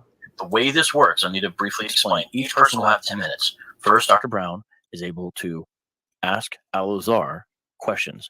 Each one should be 30 seconds, no longer, and the answer no longer than 2 minutes. During this time, if you are being cross-examined, you are not supposed to ask questions. You're not supposed to ask questions of the other person. You do not have to answer any question, and it needs to be on topic. That's the way these things work best, and that really is the rules as well. So with that, Dr. Brown, once you start with your first question to Al-Azhar, I am going to start the time. I'm going to stay on the screen for this just because there's so much, it's a bunch of little times, and I'm going to do my best to try to keep it. But you guys have been great so far, so I don't foresee any problems. But go ahead. All right, when I had mentioned Hebrew errors, I was talking about things that you've actually said, referred to, including tonight. So the Hebrew for bronze or for iron is not brazal. That's incorrect. So there goes your argument. So how do you respond when your Hebrew, or as Teka that you said previously in a 3-hour lecture relating back to Hebrew, that's 100% false. So how do you explain these very, very bogus errors? We're supposed to take your word seriously. Well, number one, I didn't present Eyes to Ka at all tonight. So I don't believe that it's fair that I be held to scrutiny on things that I may not necessarily stand on. If I didn't introduce that argumentation, sir, I don't believe it's fair that you even question me on it. Okay, just for clarity, you brought in arguments that I made. So how is it okay that you brought in arguments I didn't make tonight, but I can't bring arguments that you've made if you didn't make them tonight? Do you think it's unfair that I did that? I have no problem with it, but you're not letting me do the same with you. That's my own personal position to do that. Okay, fine. So you're completely wrong about the Hebrew word for iron. Okay. All right, so we throw that out. All right, let's go over to Gad. I mean, I can't ask you a question, but you're just saying that. Well, the Hebrew is barzal. Anyone who knows Hebrew knows it's barzal. It's not barzal. It's barzal. Okay, so let's say I mispronounced it. I didn't pronounce it right. My point still stands as I'm just pointing out the eerie similarity that word has to Brazil, in which we say is of the tribal allotment of Asher. That was my point. Oops, I mispronounced it according to you. You didn't mispronounce it. It's a made up word. That's number one. But okay, I don't want to ask. I can't ask a question, but just for the audience now, Brazil and Brazil. I mean, barzal versus brazal are two different words. The one made up, the second real. But it also says barzal and nechoshet. Okay, it mentions iron and it mentions bronze. Where's nechoshet? But please show me. If you're going to pull out one, you can just pull something out of a verse and say that's Brazil because it sounds like it. Look, show me where nechoshet is. I didn't make the definitive statement that was Brazil. As I just said, I just simply pointed out the eerie similarity. That's all I did. Okay. Well, there's no eerie similarity. We just pulled one verse out. But anyway, about Gad, you just cited that it could well speak about the Native Americans who scalped people. But the Hebrew says it says that he will taraf zroa af kadkod, so that he will rip off the arm and forehead. So where was the Native American tradition of ripping off the arm? I don't know of one. Okay, thank you. So we disqualify that one there. I disagree. Well, let the audience decide. Okay. Of course. All right. And you are aware of other people like Scythians, etc., in antiquity who scalp victims. Maybe they could be the people. Well, that would be true if I was only basing it upon that. Oh, okay. Fine. Let others decide if you have any actual proof for the connection there. All right. So explain to me how, if Haiti is Levi and the Levites were mingled and scattered among all the tribes and then exiled with all the different tribes all around the world, how they end up all in one place off the coast of America? Well, Dr. Michael Brown, if you actually were familiar with people of the Caribbean, you would understand that the Haitian diaspora is one of the biggest diasporas in the world, and that there are predominant large groups of Haitians in the diaspora and amongst all other Black and Hispanic people in the Americas, especially. I'm going to be presenting that here in my next round. No, I'm quite aware of that. And there are actually Jews scattered among all those peoples as well. But how did they all end up in one place, or so many in one place? That's never happened in Israelite history. How did it happen here? It's never happened in Israelite history. So how about when we take a look in the Bible, when the kingdom split and all the Levites who were in the northern kingdom then resorted to Rehoboam? That means there would be an influx of Levites in one particular place in Jerusalem or in the southern kingdom. All right, so then they would have ended up among the Judeans. And yes, and Judeans, you said, were African Americans. So that just to be clear, so that means what? There would have been an excess of them coming from one place into another place.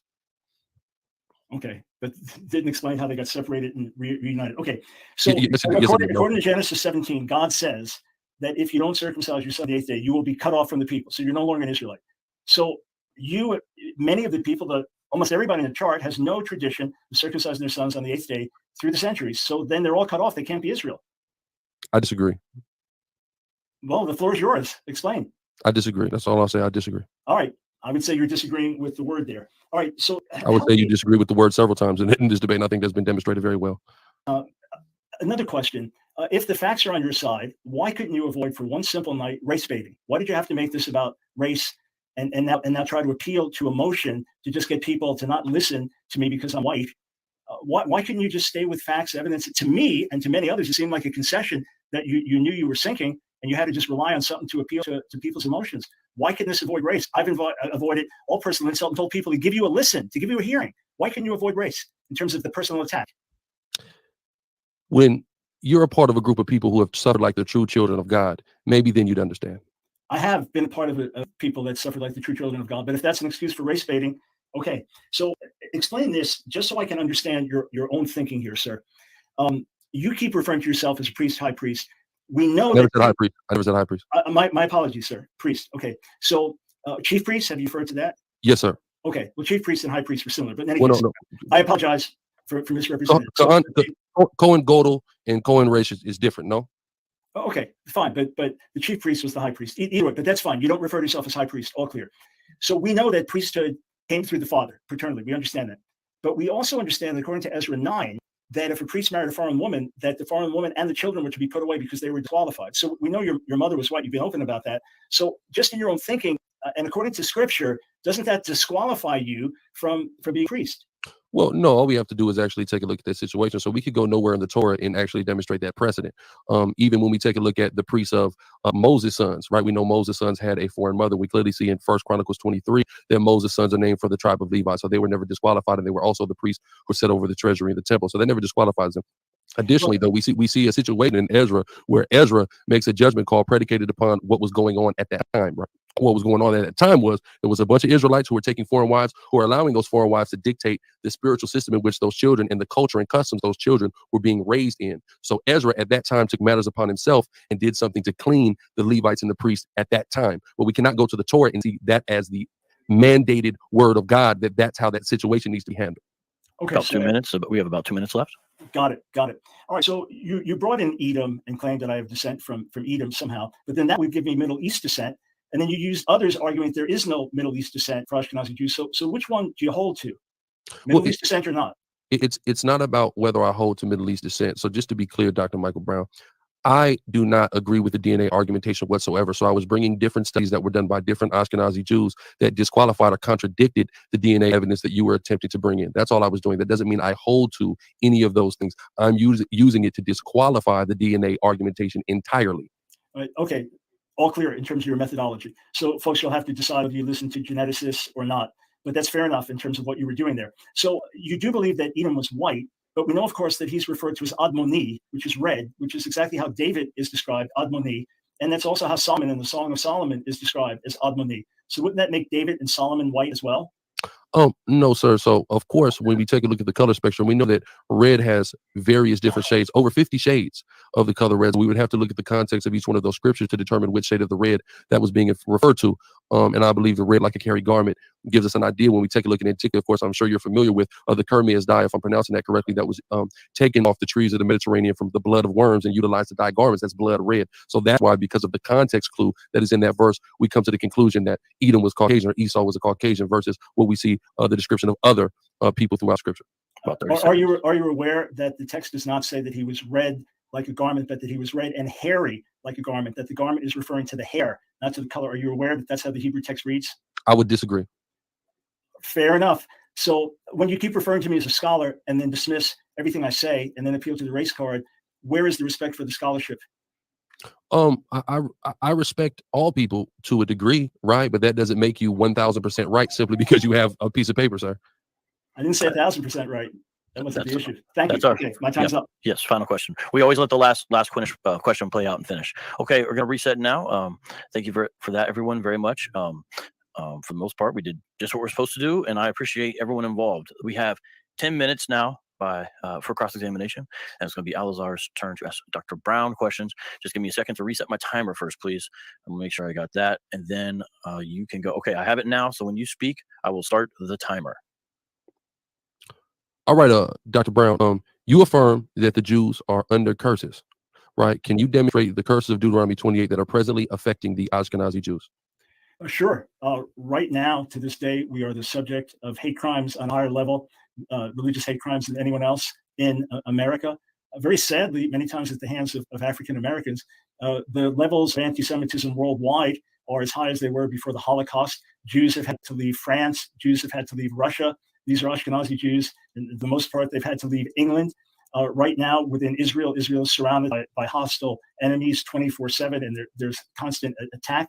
So we've suffered these things. Now, you and I would agree that the curses don't have to apply to every single person at every single time. You quoted Hosea 1, for example, about all the blessing that's being experienced. You've elsewhere referred to say, Judah, everyone will praise Judah. So look at how everyone looks to African Americans, etc.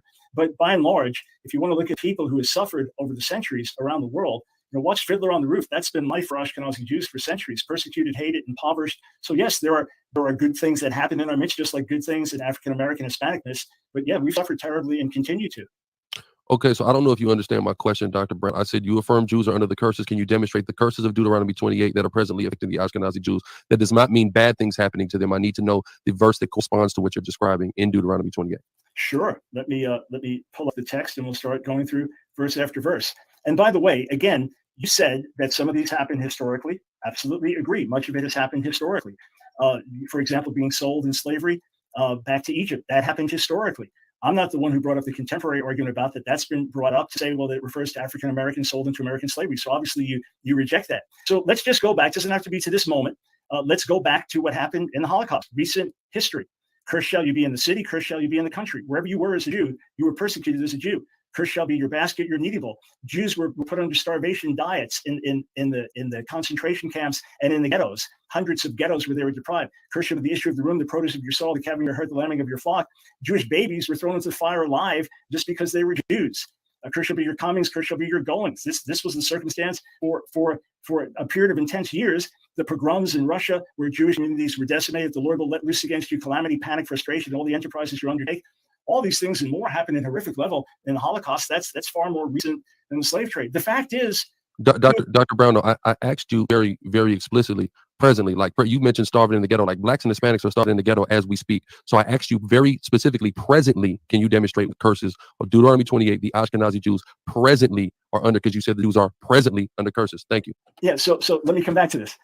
Barack Obama was president of the United States. There are Black Americans who are leading citizens in our country. Can I please speak? He's Kenyan. He's Kenyan. He's not a descendant of slaves, just for the record. Okay, so there are plenty of prominent African Americans that would go back, according to you, to Judah.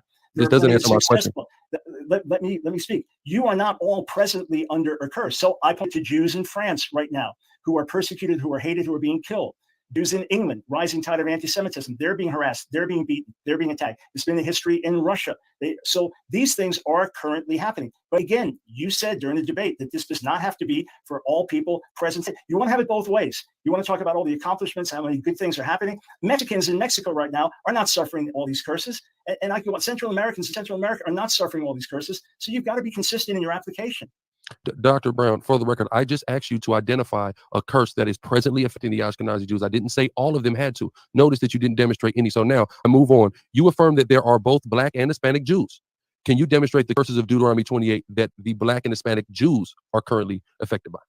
Hispanic Jews currently under these types of curses, not aware in particular at the moment, or Black Jews specifically under these curses. For example, the Lord will make pestilence cling to you until he has put an end to you in the land that you are entering to possess. The Lord will strike you with consumption, fever, and inflammation, with scorching heat and drought, with blood and mildew. That's not happening to Hispanic Jews or Black Jews or the people on the chart specifically. These are things that have happened in history. That's the whole point. They've happened in history. And if, in fact, the people on the chart, it's accurate what you're saying, then they're not scant, they're not few. They have grown and grown and grown, which would be a sign of the blessing, which would mean that we're all back in the land if we were blessed. So all these Israelites should be back in the land now, if what you're saying is true, because you're experiencing this massive blessing of hundreds of millions of people.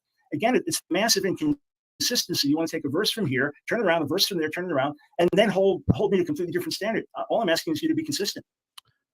Consistency. Funny you say that. Yesterday on your show, you said there will be no future exiles for Israel. But in your commentary on both Jeremiah 23 and Jeremiah 30, you refer to a collective deliverance from oppression for both kingdoms by the Messiah in the last days to bring them back home. How can that be true and the Ashkenazim be Israelites? Well, very simple. We're not all back in the land. I absolutely said there's not going to be a future exile from the land. All the Jews kicked out, hold to that. Nothing I said in my commentary. I wrote the commentary. Thank you for reading it. I'm quite familiar with what I said. When the Messiah returns, there will still be exiles in different parts of the world, Ashkenazi Jews, Sephardi Jews, Lemba Jews, and it could be you. I don't know your background or history, that may still not be back in the land. So those that are still outside the land will be brought back. I'm really surprised by the question, actually. Okay. Maybe I misunderstood you. Now, are Edomites from the Levant? Sure. Were Edomites converted to Judaism? There was a small group there. There was, Herod was one of them. There were some Edomites who were forcibly converted. Yeah. Right. So would that mean that that there could be a portion of Edomites that would have DNA, linguistic, and traditional evidence that could link them to being Jews, similar to you guys? No, linguistically, no, because Edomite would have been a different dialect, like Moabite was a different dialect, etc. So it was a different Semitic dialect than Hebrew. That's number one. Number two, the Edomites that became part of the Jewish people, this was before the time of Jesus. So if you have legitimate Israelite blood, that could go back to you. All right. So but you've got this little trickle that came in. There is zero way to connect me back to Edom other than rhetoric and race baiting and things like that, or even to make him into a white man, to be candid. Zero whatsoever. So there's zero way to connect you back to Edom, who lived just south of Israel, and then who a portion of them converted into Judaism and at least spoke a Semitic dialect. Any more than to connect Edom to you. Maybe there's a connection there to you. Perhaps you're an Edomite. What tribes are the Black and Hispanic Jews from? We don't know. It's virtually impossible to trace tribal lineage. There's some that have claimed that there's a way to trace back some Judeans to a Davidic root. The most certain thing we can do is with priestly peoples. So Ashkenazi and Sephardi and Mizrahi and Lemba priests do have a common ancestry that goes back about 3,000 years, apparently to Aaron in the Middle East. But there's no way to trace the other tribes. There are some Jews, for example, Mizrahi Jews who've lived continuously in Iraq or Iran until 1948. They could trace things back pretty well, and they may have some family traditions, etc. But there's no genetic way to put anyone in any particular tribe. That's one of the fundamental massive differences that I have with your chart, sir. Okay. So when did the 430-year judgment of Ezekiel 4 happen to the Ashkenazi Jews? Yeah, it looks like the last question here. I'll try to get my answer in. You're misreading it. It's saying that there are 430 days that Ezekiel is to lay on aside because of the 430 years of sin of the northern kingdom. So for every year of sin of the northern kingdom leading up to that time, he is to lay on one side. And then for the sin of Judah, for those years leading up to that, those immediate years leading up to it of such terrible sin, he's to lay on his other side. It's not a prophecy about future judgment coming. Rather, he is commemorating the past years, the past centuries of sin of his people, and he's laying on one side or the other because of that. Do we have that was the last question? You have 5 seconds left. I'm good. I'm good. And that's one. Okay.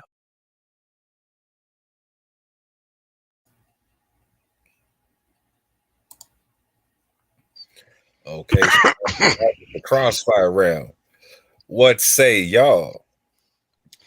Yeah. I say I'm sorry. Now go ahead, OG, you got it. All right. Both still, for me, argumentation on both sides was weak. The only reason. All right, so let me start from here. I gave this to Brown, and the only reason I gave it to Brown was because Lazar refused to answer questions, certain questions he didn't want to answer. I guess when you have when you have no answers, say nothing. So his response was just I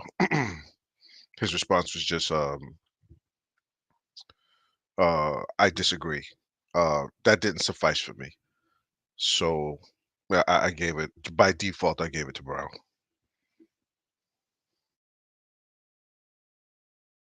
Yeah. Were you gonna say something more? I was gonna say you got it, Bree.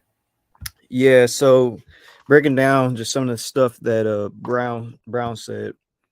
So Brown asked GRLA Hebrew about Azteca, and there was a lot of backtracking from GRLA Hebrew in this round. I noticed a lot of backtracking, and it made it to me seem like GRLA Hebrew obviously didn't want to answer any questions, and I can only assume because he didn't have the answer for it. He didn't really have a good rebuttal. And I noticed that GRLA Hebrew was not being fair in that round. Like he would try to bring up stuff that, you know, Dr. Brown said in videos, and then when Dr. Brown would try to go to Guerrilla Hebrew for what he said in videos, he'd be like, you know, I don't want to answer that, or I don't have to answer that. I'm like, bro, you're being super unfair. And I'm pretty sure there's verses on like fairness and stuff like that. You know.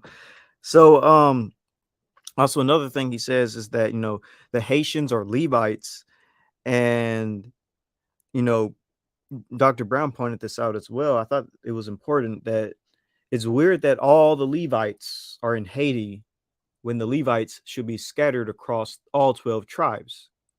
So how and why would all the Levites be situated in the geographical location, the island country of Haiti? It's kind of weird that all the Levites are there in that one spot when they should be more scattered.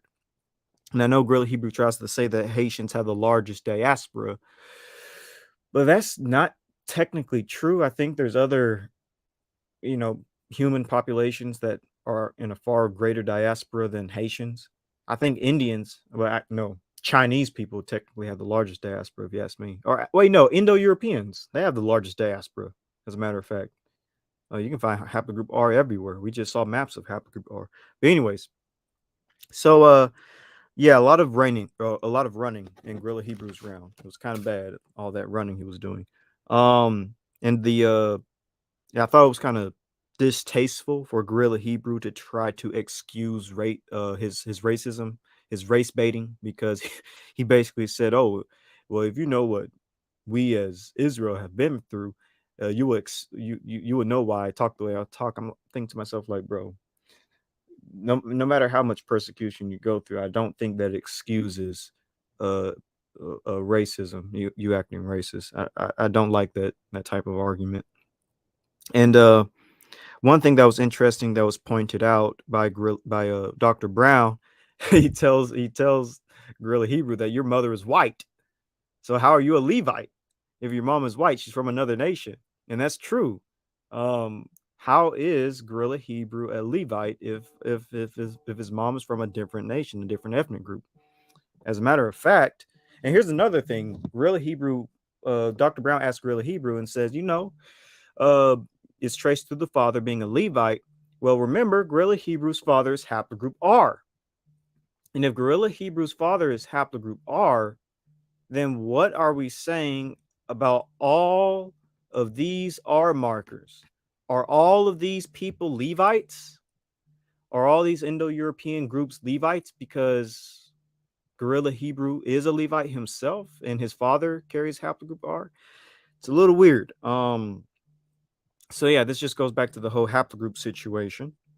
And Guerrilla Hebrew did contradict himself. Dr. Brown pointed out how that Guerrilla Hebrew was saying that Guerrilla Hebrew tried to say that Ashkenazi Jews have origins to Edom, and then they also have origins to the Khazars. And it's like, which one is it? Because Edomites are obviously not Khazars. Khazars are Turkic Central Asian people, and Edomites are a Middle Eastern Semitic Hebrew people. So I do think Guerrilla Hebrew was just trying to throw a bunch of darts at the chart just to see what could stick, and by doing that, he contradicted himself. Jews can either be Edomites or Khazars. You can't be saying that they're both. So now let's go to like the Guerrilla Hebrew's portion. So Brown explains Jewish hate crimes that fit Deuteronomy 28, because Guerrilla Hebrew had asked, what curses do they fit? And he explains a lot of hate crimes. And one thing that was kind of unfortunate and hurt me a little bit was the fact that Dr. Brown said that African Americans kind of, they kind of are the ones who perpetrate a lot of the hate crimes towards yeah, that one got me too, bro. I got a bad taste in my mouth about that. They kind of put a knot in my stomach, because it's like, it's a little. But I do think it is interesting though that he's saying that to a man who is an R marker though.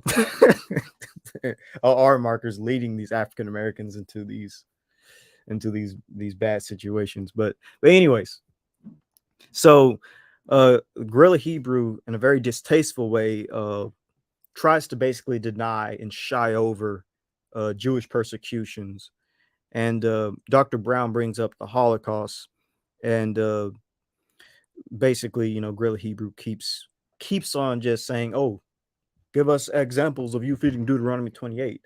And if I was Dr. Brown, this is what I would have done, because when it comes to Jewish persecutions, I do believe that, technically speaking, going off Guerrilla Hebrew's logic, that would fit.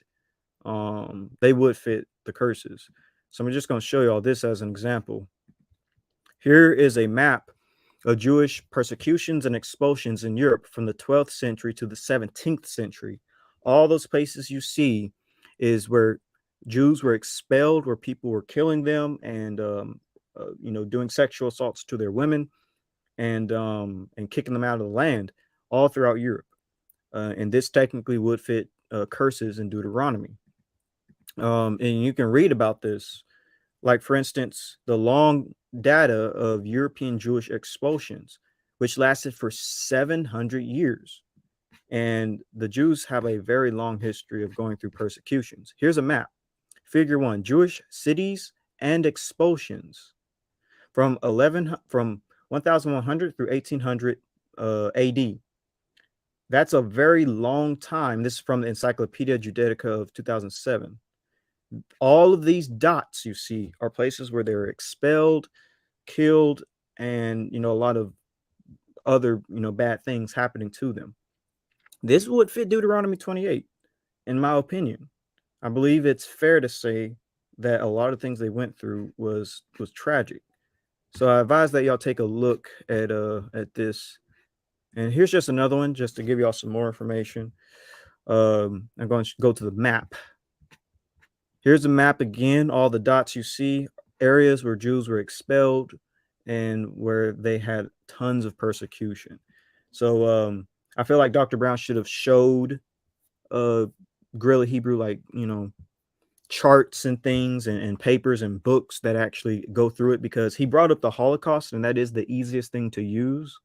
And it's the obvious thing to use because people know about it. But going through all the history should have been, the better thing to do.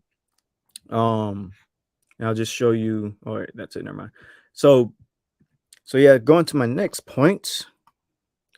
One thing I thought was interesting was that Dr. Brown actually said that Guerrilla Hebrew could be Israel. He said, "I don't know your background. You could be Israel."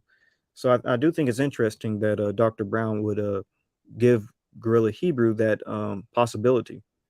And also, Guerrilla Hebrew, he tries to say that Jews could be Edom because Jews having Middle Eastern DNA. And Dr. Brown points out and says, I think twice, that Guerrilla Hebrew himself could be Edom. And that's true. Guerrilla Hebrew could be an Edomite, going off his wacky 12 tribes chart. Like, if Q is Israel, which he seems to be talking about, if haplogroup Q is Israel, how do we know that Guerrilla Hebrew isn't an Edomite himself? He could be I guess he's R, so maybe that wouldn't work. But still, the people he's trying to say are Edomites could actually, or the people he's trying to say are Israelites could actually be Edomites.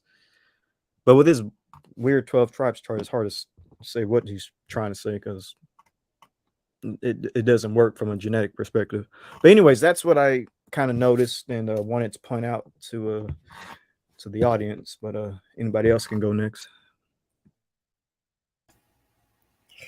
So I'm gonna pull up some stuff from Yeshub.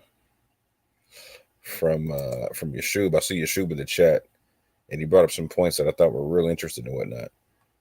First and foremost, he said false cognate argument when it comes to Brazil. He says Brazil is of Latin derivation. We all have Google. We all have Google now. This isn't the 90s or whatnot, right? This ain't the 90s. And I thought that was really interesting and whatnot. And then he brought out the concept of the appeal to emotion when you are part of a people who suffered, etc. Talking about what you were talking about, Hebrew, etc. Yeah, that's when you're pulling out ad hominems and when you're pulling out appeals to emotion. These are fallacious arguments because you're using a fallacious argument to respond to a legitimate argument. You know what I'm saying? And so Dr. Brown was 100% correct. Like, so why are you resorting to fallacious arguments instead of just responding to the points? Why are you trying to discredit whatever I'm saying just because I'm white? That's multiple fallacies right there. You know what I'm saying? There's multiple fallacies. So he just checked him on it, right? And Special pleading to his base. Yeah, so you have it's poison in the well, it's ad hominem, it's all kind of stuff, right? There's multiple fallacies in that, right? And so he was rightfully checked on it, right? And so he gave a horrible answer. It's like, well, if you suffered like my people suffered, then you know why. Like so this is literally after he's running down, like, well, not after, like, so this is right before it happens, but I think it's hilarious, right? This is one thing I liked that Michael Brown did. I think my gene, Dr. Brown was going straight to the bucket, head down. I'm not trying, again, no highlights. I'm just trying to get buckets, right? I was looking for the highlight the whole time. Hence, he does the whole fallacy thing, because if he was looking for buckets, he's rebutting the arguments, right? That's not what's happening, right? And so in doing so, let's see what was the point I was trying to make. He got the bucket on that. What was the next one? The Deuteronomy 28 concept, right? So again, Alizar keeps trying to move the goalpost because they consistently agree on the fact that the curses don't all have to apply at the same time. They can be historical, etc., whatnot, right? And so Brown's like, sure, I got you on the Deuteronomy 20 stuff. Let's go line for line and whatnot. Let's go with the text and whatnot. And he starts walking, like when he starts walking down the Holocaust and how the Holocaust is literally just going line for line down. I'm like, yo, that hurts. Like, that's a wrap. And then he ends up by saying the Holocaust was more recent than the slave trade. Yee!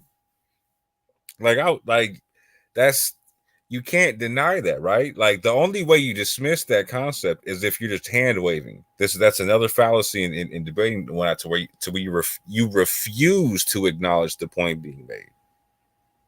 Not, you refuse to entertain the point being made, and that's exactly what was happening and whatnot.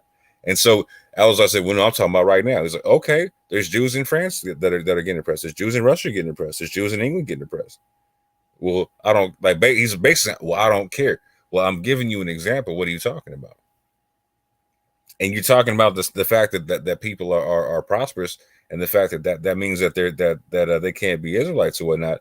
Well, okay, you've got many prosperous African Americans, like you pointed out, right? And here's the part that kills me, right? Well, you'll see at the end of this, right?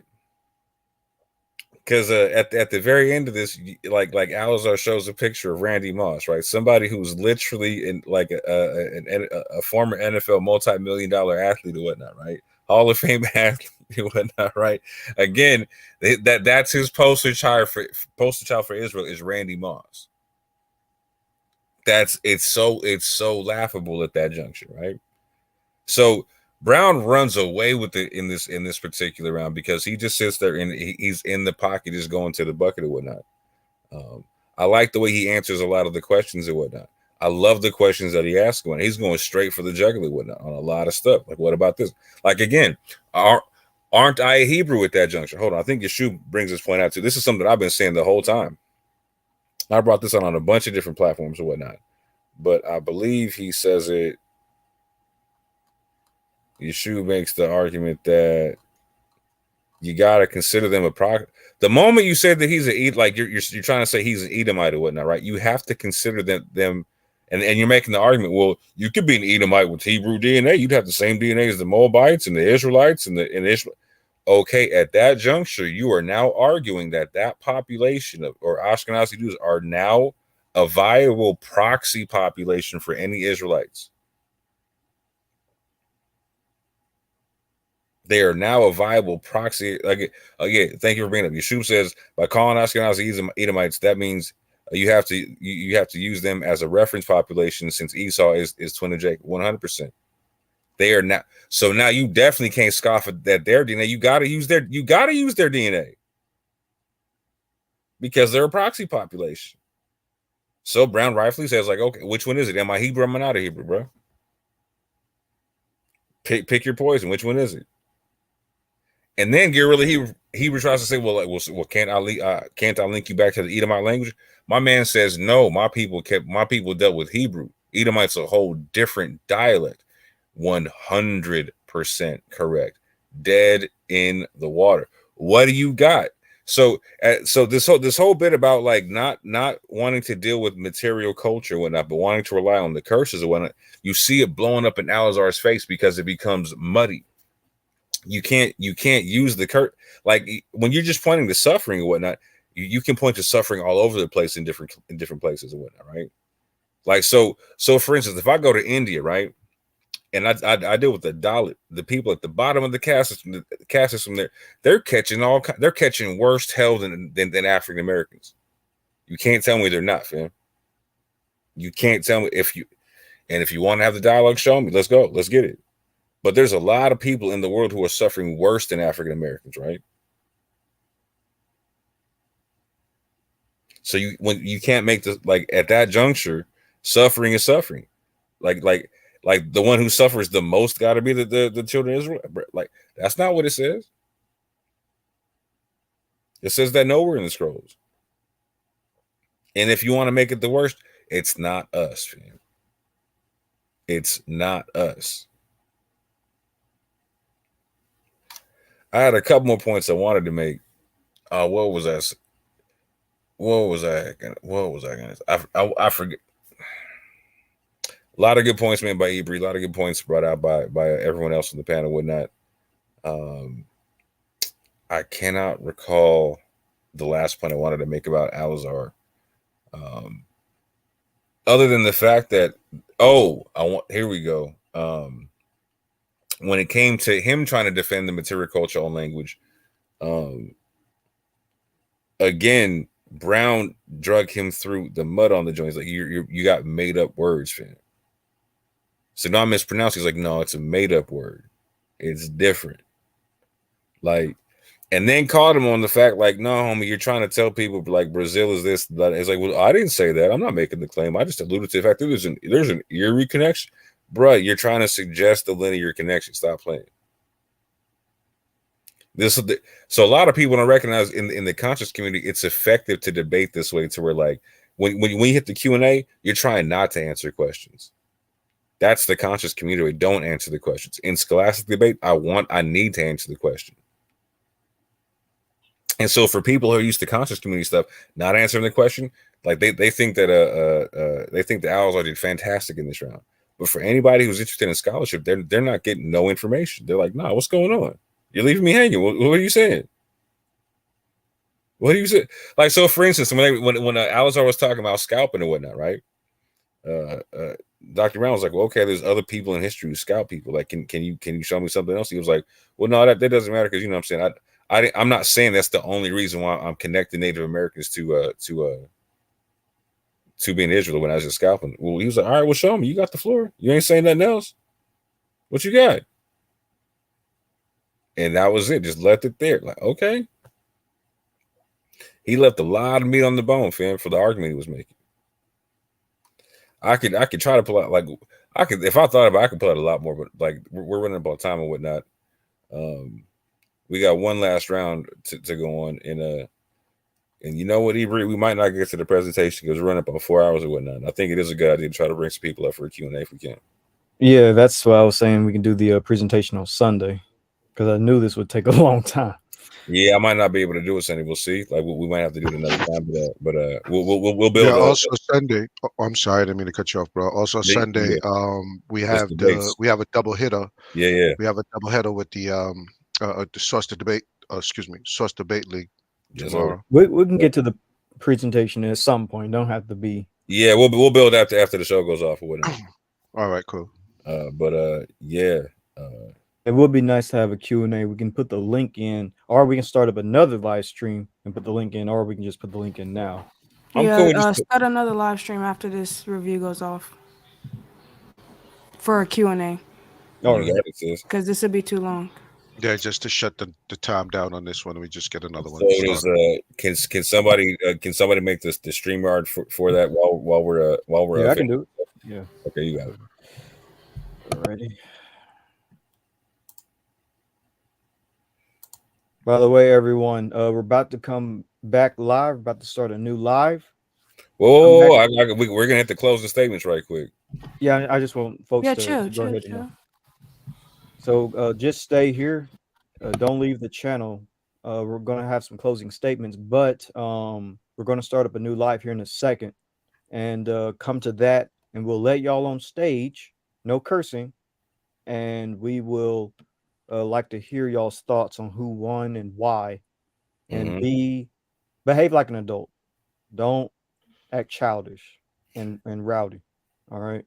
We're gonna let y'all up, and we'll see how this goes, because this will be Yap Game's first live stream bringing people up. So and if we're asking you questions, understand we're not trying to debate people right here, right? So, but we're gonna ask questions to make sure we understand your point and that you can point out to the people and whatnot, because we understand there's a lot of people who feel a lot of different ways about this debate. We want to get the points out from the people as to what they think on this thing. But with that said, let me share the screen. Let's get to it. Now we're going to move to the closing statements. So take together, the audience, everything you've heard so far, and these gentlemen are going to wrap it up. They do not have much time. They only have 5 minutes to make these closing statements. So they're going to each make a closing statement. Dr. Brown's going to go first. Alara's going to go second. 5 minutes now for the closing statements. Dr. Brown, the floor is yours. Once you start, I'll start the time. So again, thanks everyone for tuning in, and Berean TV, vocab, for everything. And also, thanks for being a gentleman in the back and forth here. I appreciate it. And I encourage you to step higher. People will take your arguments more seriously if you don't race bait, if you don't have to press these emotional buttons. Because when the truth is on your side, you just don't have to do this. And I'm not going to introduce new information here in keeping with the proper format for closing statements. A couple things to say. I pointed out blatant Hebrew errors thus far, and the fact that the so-called Lashon Kodesh is a complete myth. It has never existed before. It is a made-up myth. And if you can't trust people just to get the Hebrew right, how in the world are you going to trust them for everything else? Also notice that Al-Azhar is pulling quotes from the very, very same video. He's using them tonight. And when I went back to that video, he said, well, I don't know that I necessarily hold to those things. So perhaps as we keep correcting the Hebrew and correcting these other things, his views will moderate more and more in the days ahead. And notice that not one bit of factual, genetic, literary, historical, archaeological proof that connects any of the groups to these specific 12 tribes has been offered. And in fact, you can't connect people to the specific 12 tribes, except for maybe some priestly ones and a scattered few. You simply cannot do it. So here's my larger appeal. I know emotions are high, and I know people came in with preconceived ideas already. And I asked you at the start, take them seriously. Now, here's what concerns me. February 2022, Al-Azhar speaking after the Super Bowl, or at that Sunday, and said, that's how this movie ends, man. All right, that's the future of this world. Black and Latino people ruling the world. Jesus Christ is a big, angry black man, a black man who the whites of his eyes are red, and he's ready to come and kill. He wants to stomp people's brains out of their cranium. He wants to step on you people's head until your brains come out. Remember when 50 Cent said his brain come out the top like Jack in the Box? Remember? That's one of my favorite lines, right? That's what Christ is coming back to do. And on a regular basis, we get comments like this. Here's from the tribe of Levi just a day ago. Hitler is an interman, heathen devil like yourself, Dr. Brown. The Holocaust never happened, so stop lying to the world. This is the junk that has to stop. It's one thing if you say I'm not a legitimate Jew. Of course I am, but that's secondary to me, to being in Jesus, Yeshua. He's the one who forgave my sins. He's the one who cleansed me when I was a heroin shooting, LSD using hippie rock drummer at the age of 16. He's the one I love, whether I'm Jew, Gentile, black, white, slave free. He's my savior. He's my all in all. And he's the one that you need to know. When he comes back, he's not going to be judging based on race. When he comes back, he's going to be judging based on whether we're in right relationship with him or not. And the fruit that I want to produce is a fruit that generates love, not hate. It's a fruit that generates unity, not division. Just sit down together and say, hey, were there African American Jews and Hispanic Jews? Here I'm a Jew that's cast out by my own people because I'm a follower of Jesus. Well, let's work together to get the larger Jewish community to recognize that we are legitimate Jews. And if they don't know it, God knows it. But all this stuff that produces hate, that produces unnecessary racial division, man, if there are injustices, all this are against your people, against Latino people, whatever I can do to be a champion for justice, stand with you, I'm here to do it, because I'm not here to make enemies. I'm here to be an ambassador of reconciliation and to say, let's get right with God through Jesus. And if you look at the comments that'll come pouring in, look to see where the hate's coming from. A good tree cannot produce bad fruit, and a bad tree cannot produce good fruit. Look at the fruit of the rhetoric. Look at the violence. When you see the violence against Jews in America, sadly, at the hands sometimes, and most frequently, of African Americans, especially in New York, and they're tracing it back to social media rhetoric, let's all step higher. And if you can show me where I'm doing anything to cause you pain, where I'm doing anything to hurt you, where I'm doing anything to work against you, your well-being, show me, and by God's grace, I will fix it, because I want to stand for justice and truth. So to repeat, there has been zero proof given whatsoever that the 12-tribe chart is factual, accurate, historical. The few references that were made, scripture, Hebrew, were wrong and easily refuted. And there was no actual proof given that Ashkenazi Jews are not legitimate Jews. Even evidence that was cited was misunderstood and misrepresented. So to insult you on a personal level, sir, I would not have done this debate unless I knew you'd be prepared and ready. But I encourage everyone, seek the truth and follow it wherever it leads. May God give you the courage to do it. All right, perfect timing. There we go. Thank you very much. We are on to the final closing statement by Al-Azhar. Listen, audience, get your questions ready. You're going to have to make your question fit in one post. If you do it in two, we're not going to be able to see it. I'm just telling people now so they get set up for it. The way you do it is at Berean TV. You're going to have to put his name in there and then a capital Q with a question mark at the end. And that's the only way it's going to work. And so all the Berean, I don't know if there's anyone else who's able to put the questions on the screen. When we go, you'll need to put them on the screen first for Dr. Brown, then for Al-Azhar. We're not doing that yet. I'm just trying to get it set up because it's going to be a little tricky part of the debate.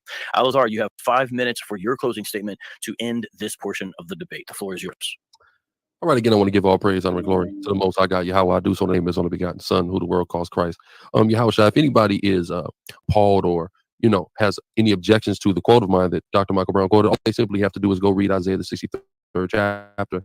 And also, he asked me about Genesis 17 and you lose your Israelite heritage if you're not circumcised. But all we have to do is refer to Joshua 5 to substantiate why I disagree with that. He also said I brought no proof. And we've all been sitting here tonight. We all know that that is untrue. I have certainly brought proof. But I want to point everybody to something here. Right here on my, if we could do my PowerPoint.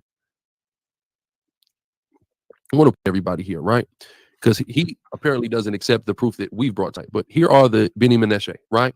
The Beni Menashe have been accepted into Israel as the tribe of Manasseh, right?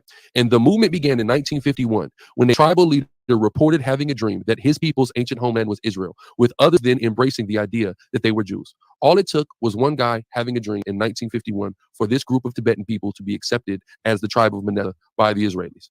That's all it took. So if I presented light evidence for who we believe is the tribes, I mean, how much lighter is just some guy had a dream 60-something years ago, right? But this is why, and that you call it an appeal, you can call it whatever you want, but this is where the race baiting comes from. When we are undermined, right? When our argumentation is discredited because it's not valid, but then you let the Tibetans just have a dream like Martin Luther King, and now they're Jews, now they're the Manassites. That's ridiculous. At least we have some form of scriptural, biblical interpretation and historical reference that's making us come to these conclusions. Not just simply one guy had a dream and that. Right? Moving on. Let's read this. Leviticus 26, 32 to 33, right? Yes, I myself will devastate your land, and enemies who come to occupy it will be appalled. That's key. But at last, my people will confess their sins and the sins of their ancestors for betraying and being hostile towards me. Right? So here we see that the Israelites going in and enemies come and occupy their land. Right? It says, after we confess our sin,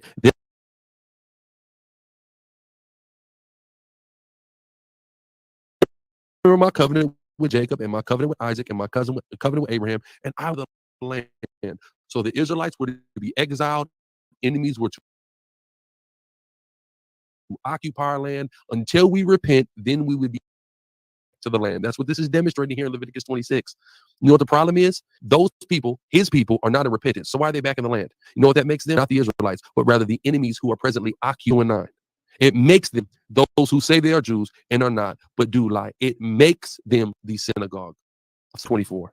And they shall fall by the edge of the sword and shall be led away until the time of the Gentiles be fulfilled. When does the time of the Gentiles be fulfilled? It's very simple. When the kingdom of Christ is established on earth. So we're presently living in the time of the Gentiles. So whoever is over there in Jerusalem are the Gentiles that are trotting it down. That's what that makes him and his people. Now, in closing, right? Now, I know I'm not saying anything. He says there was no black Jews in antiquity, but I'm looking at the archaeological depiction of some Israelites here. And I'm looking at Randy Moss, man. And I'm just saying, man. I'm just saying that resemblance is damn near uncanny, right?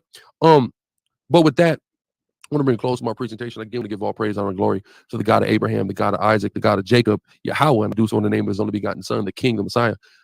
Yahweh Shai, I'd like to thank Dr. Michael Brown for taking the time for this debate, as I feel like it was very important. I'd like to thank Brother Berean for hosting this debate. I'd like to thank Vocab Alone for all of the legwork he did putting this debate together. I'd like to thank, of course, again, the Most High and the nation of Israel, so-called Black, Hispanic, and Native Indians. I hope it's even more clear. It's even more abundantly clear that we are the legitimate children of Israel.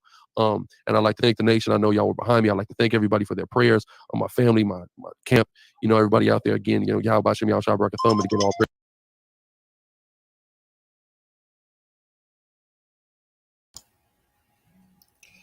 Well, all right, fam. That's the closing rounds right quick. So we're gonna give a quick wrap up on this, and we're gonna start that second stream. So what y'all's thoughts on the closing round, fam? So one thing I just want to point out, can you pull up his chart of those quote unquote ancient Israelites with the faces of black men? Because he said those are depictions of ancient Israelites. And when you pull that up, I got something to show the people. Because, yeah, those actually aren't ancient Israelites. So here, let me pull up my screen. So you see, y'all see on the right. Y'all see on the screen right there. Is there a way to make it bigger? But you see on the screen right there on the top right, the top right image, that's actually not an Israelite. And he should cite his archaeological images and stuff like that. That's not an Israelite. Let me show you what that really is. That's actually an Arab.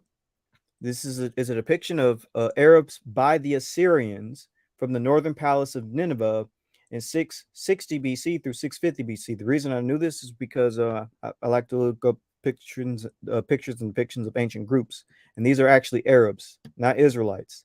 They're Arabs fleeing Assyrians on camels. You see that right there. It's actually ancient Arabs. And just to back this up even further, here's another example. Wall panel relief of Syrian soldiers pursuing an Arab force through open country where Assyrian chariots are. Anyways, let's just get to it. So zoom in on the image that he's saying is an Arab. Let me just zoom in right here. Right there, Syrian. Well, it's kind of blurry, but you should be able to see that it's like the other image. These are Arabs, not Israelites.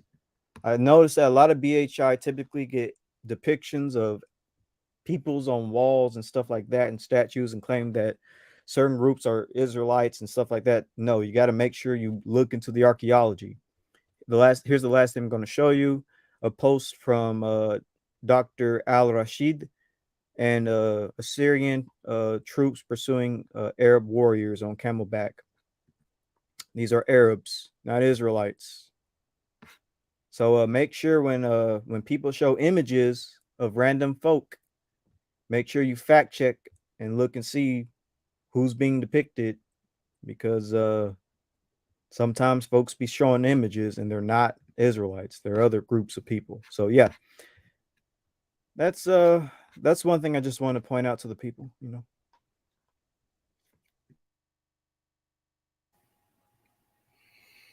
Yes, sir. I'm gonna remove this. Yeah, so GRLA Hebrew lost this one. Closing arguments again. I did like the way Brown closed out. GRLA tried to sneak in, a new argument again. I don't think there was anything against the rules with that, but I found that to be well, I think they did mention that you're not supposed to bring any new arguments in during was it the rebuttal or They was it did just mention that. closing? Yeah, They did mention it, they right? mentioned it earlier in the debate. All right. And so he stuck a dual argument in there. So that was it for me. So Gorilla Hebrew lost this to me. And it wasn't necessarily because of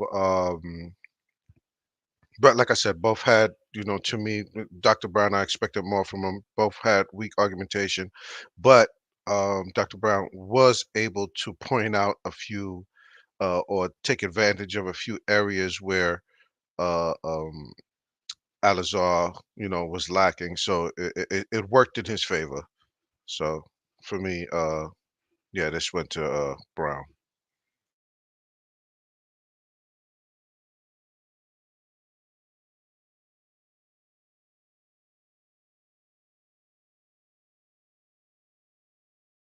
Yeah, I would agree. It's pretty clear that Dr. Brown won this debate, and if Gorilla Hebrew was debating me, I would have won that debate too, because and anybody in YAP would have won that debate, because this whole 12 tribes chart thing makes absolutely no sense in terms of genetics. Hmm. It's just insane that people actually believe in it. And in terms of Ashkenazi Jews, they're obviously descendants of ancient Israelites. Yeah, bad debate on Gorilla Hebrew's part. Congratulations, Dr. Brown, for winning that. Yeah, and the problem is nobody knows how to make the proper argument. You know, we always say there's two different arguments being made when that statement, when we talk about Ashkenazi Jews being part of national Israel, or being Israelites legitimately. And a lot of people it goes right over their head because they're so caught up in their emotions. So one day they'll figure it out. Yeah, I have to agree. I believe that Dr. Brown walked away with this debate.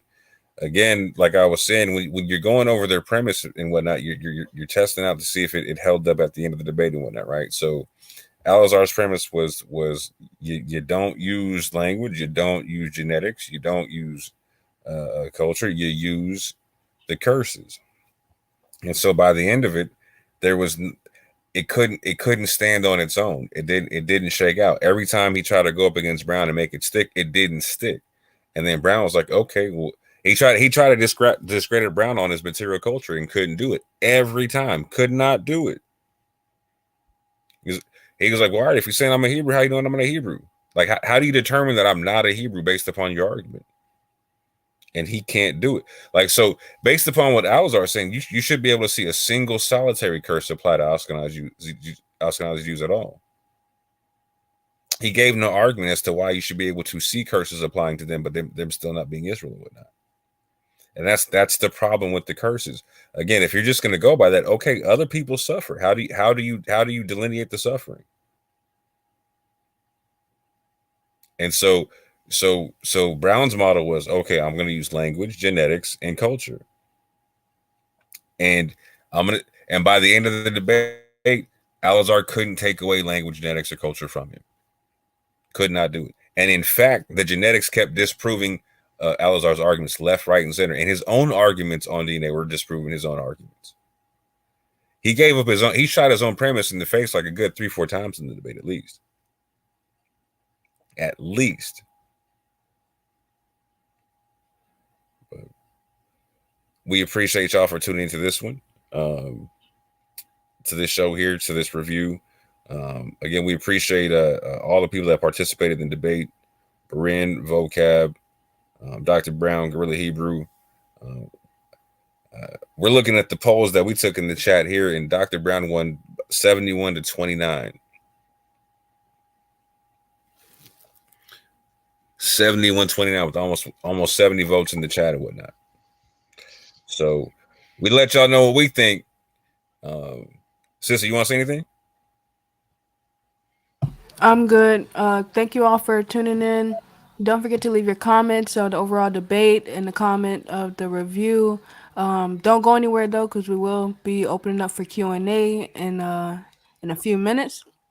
And all praise to the Most High and Yeshua HaMashiach. Yeah. Shalom, shalom. Yeah, everybody just come right back. We're gonna go jump right back in. Don't leave us. Look, like, share, and subscribe. All right, all of those who new to the channel, subscribe. You know, come hang out with us. Shalom. Yeah. Yeah. Yeah. Yeah.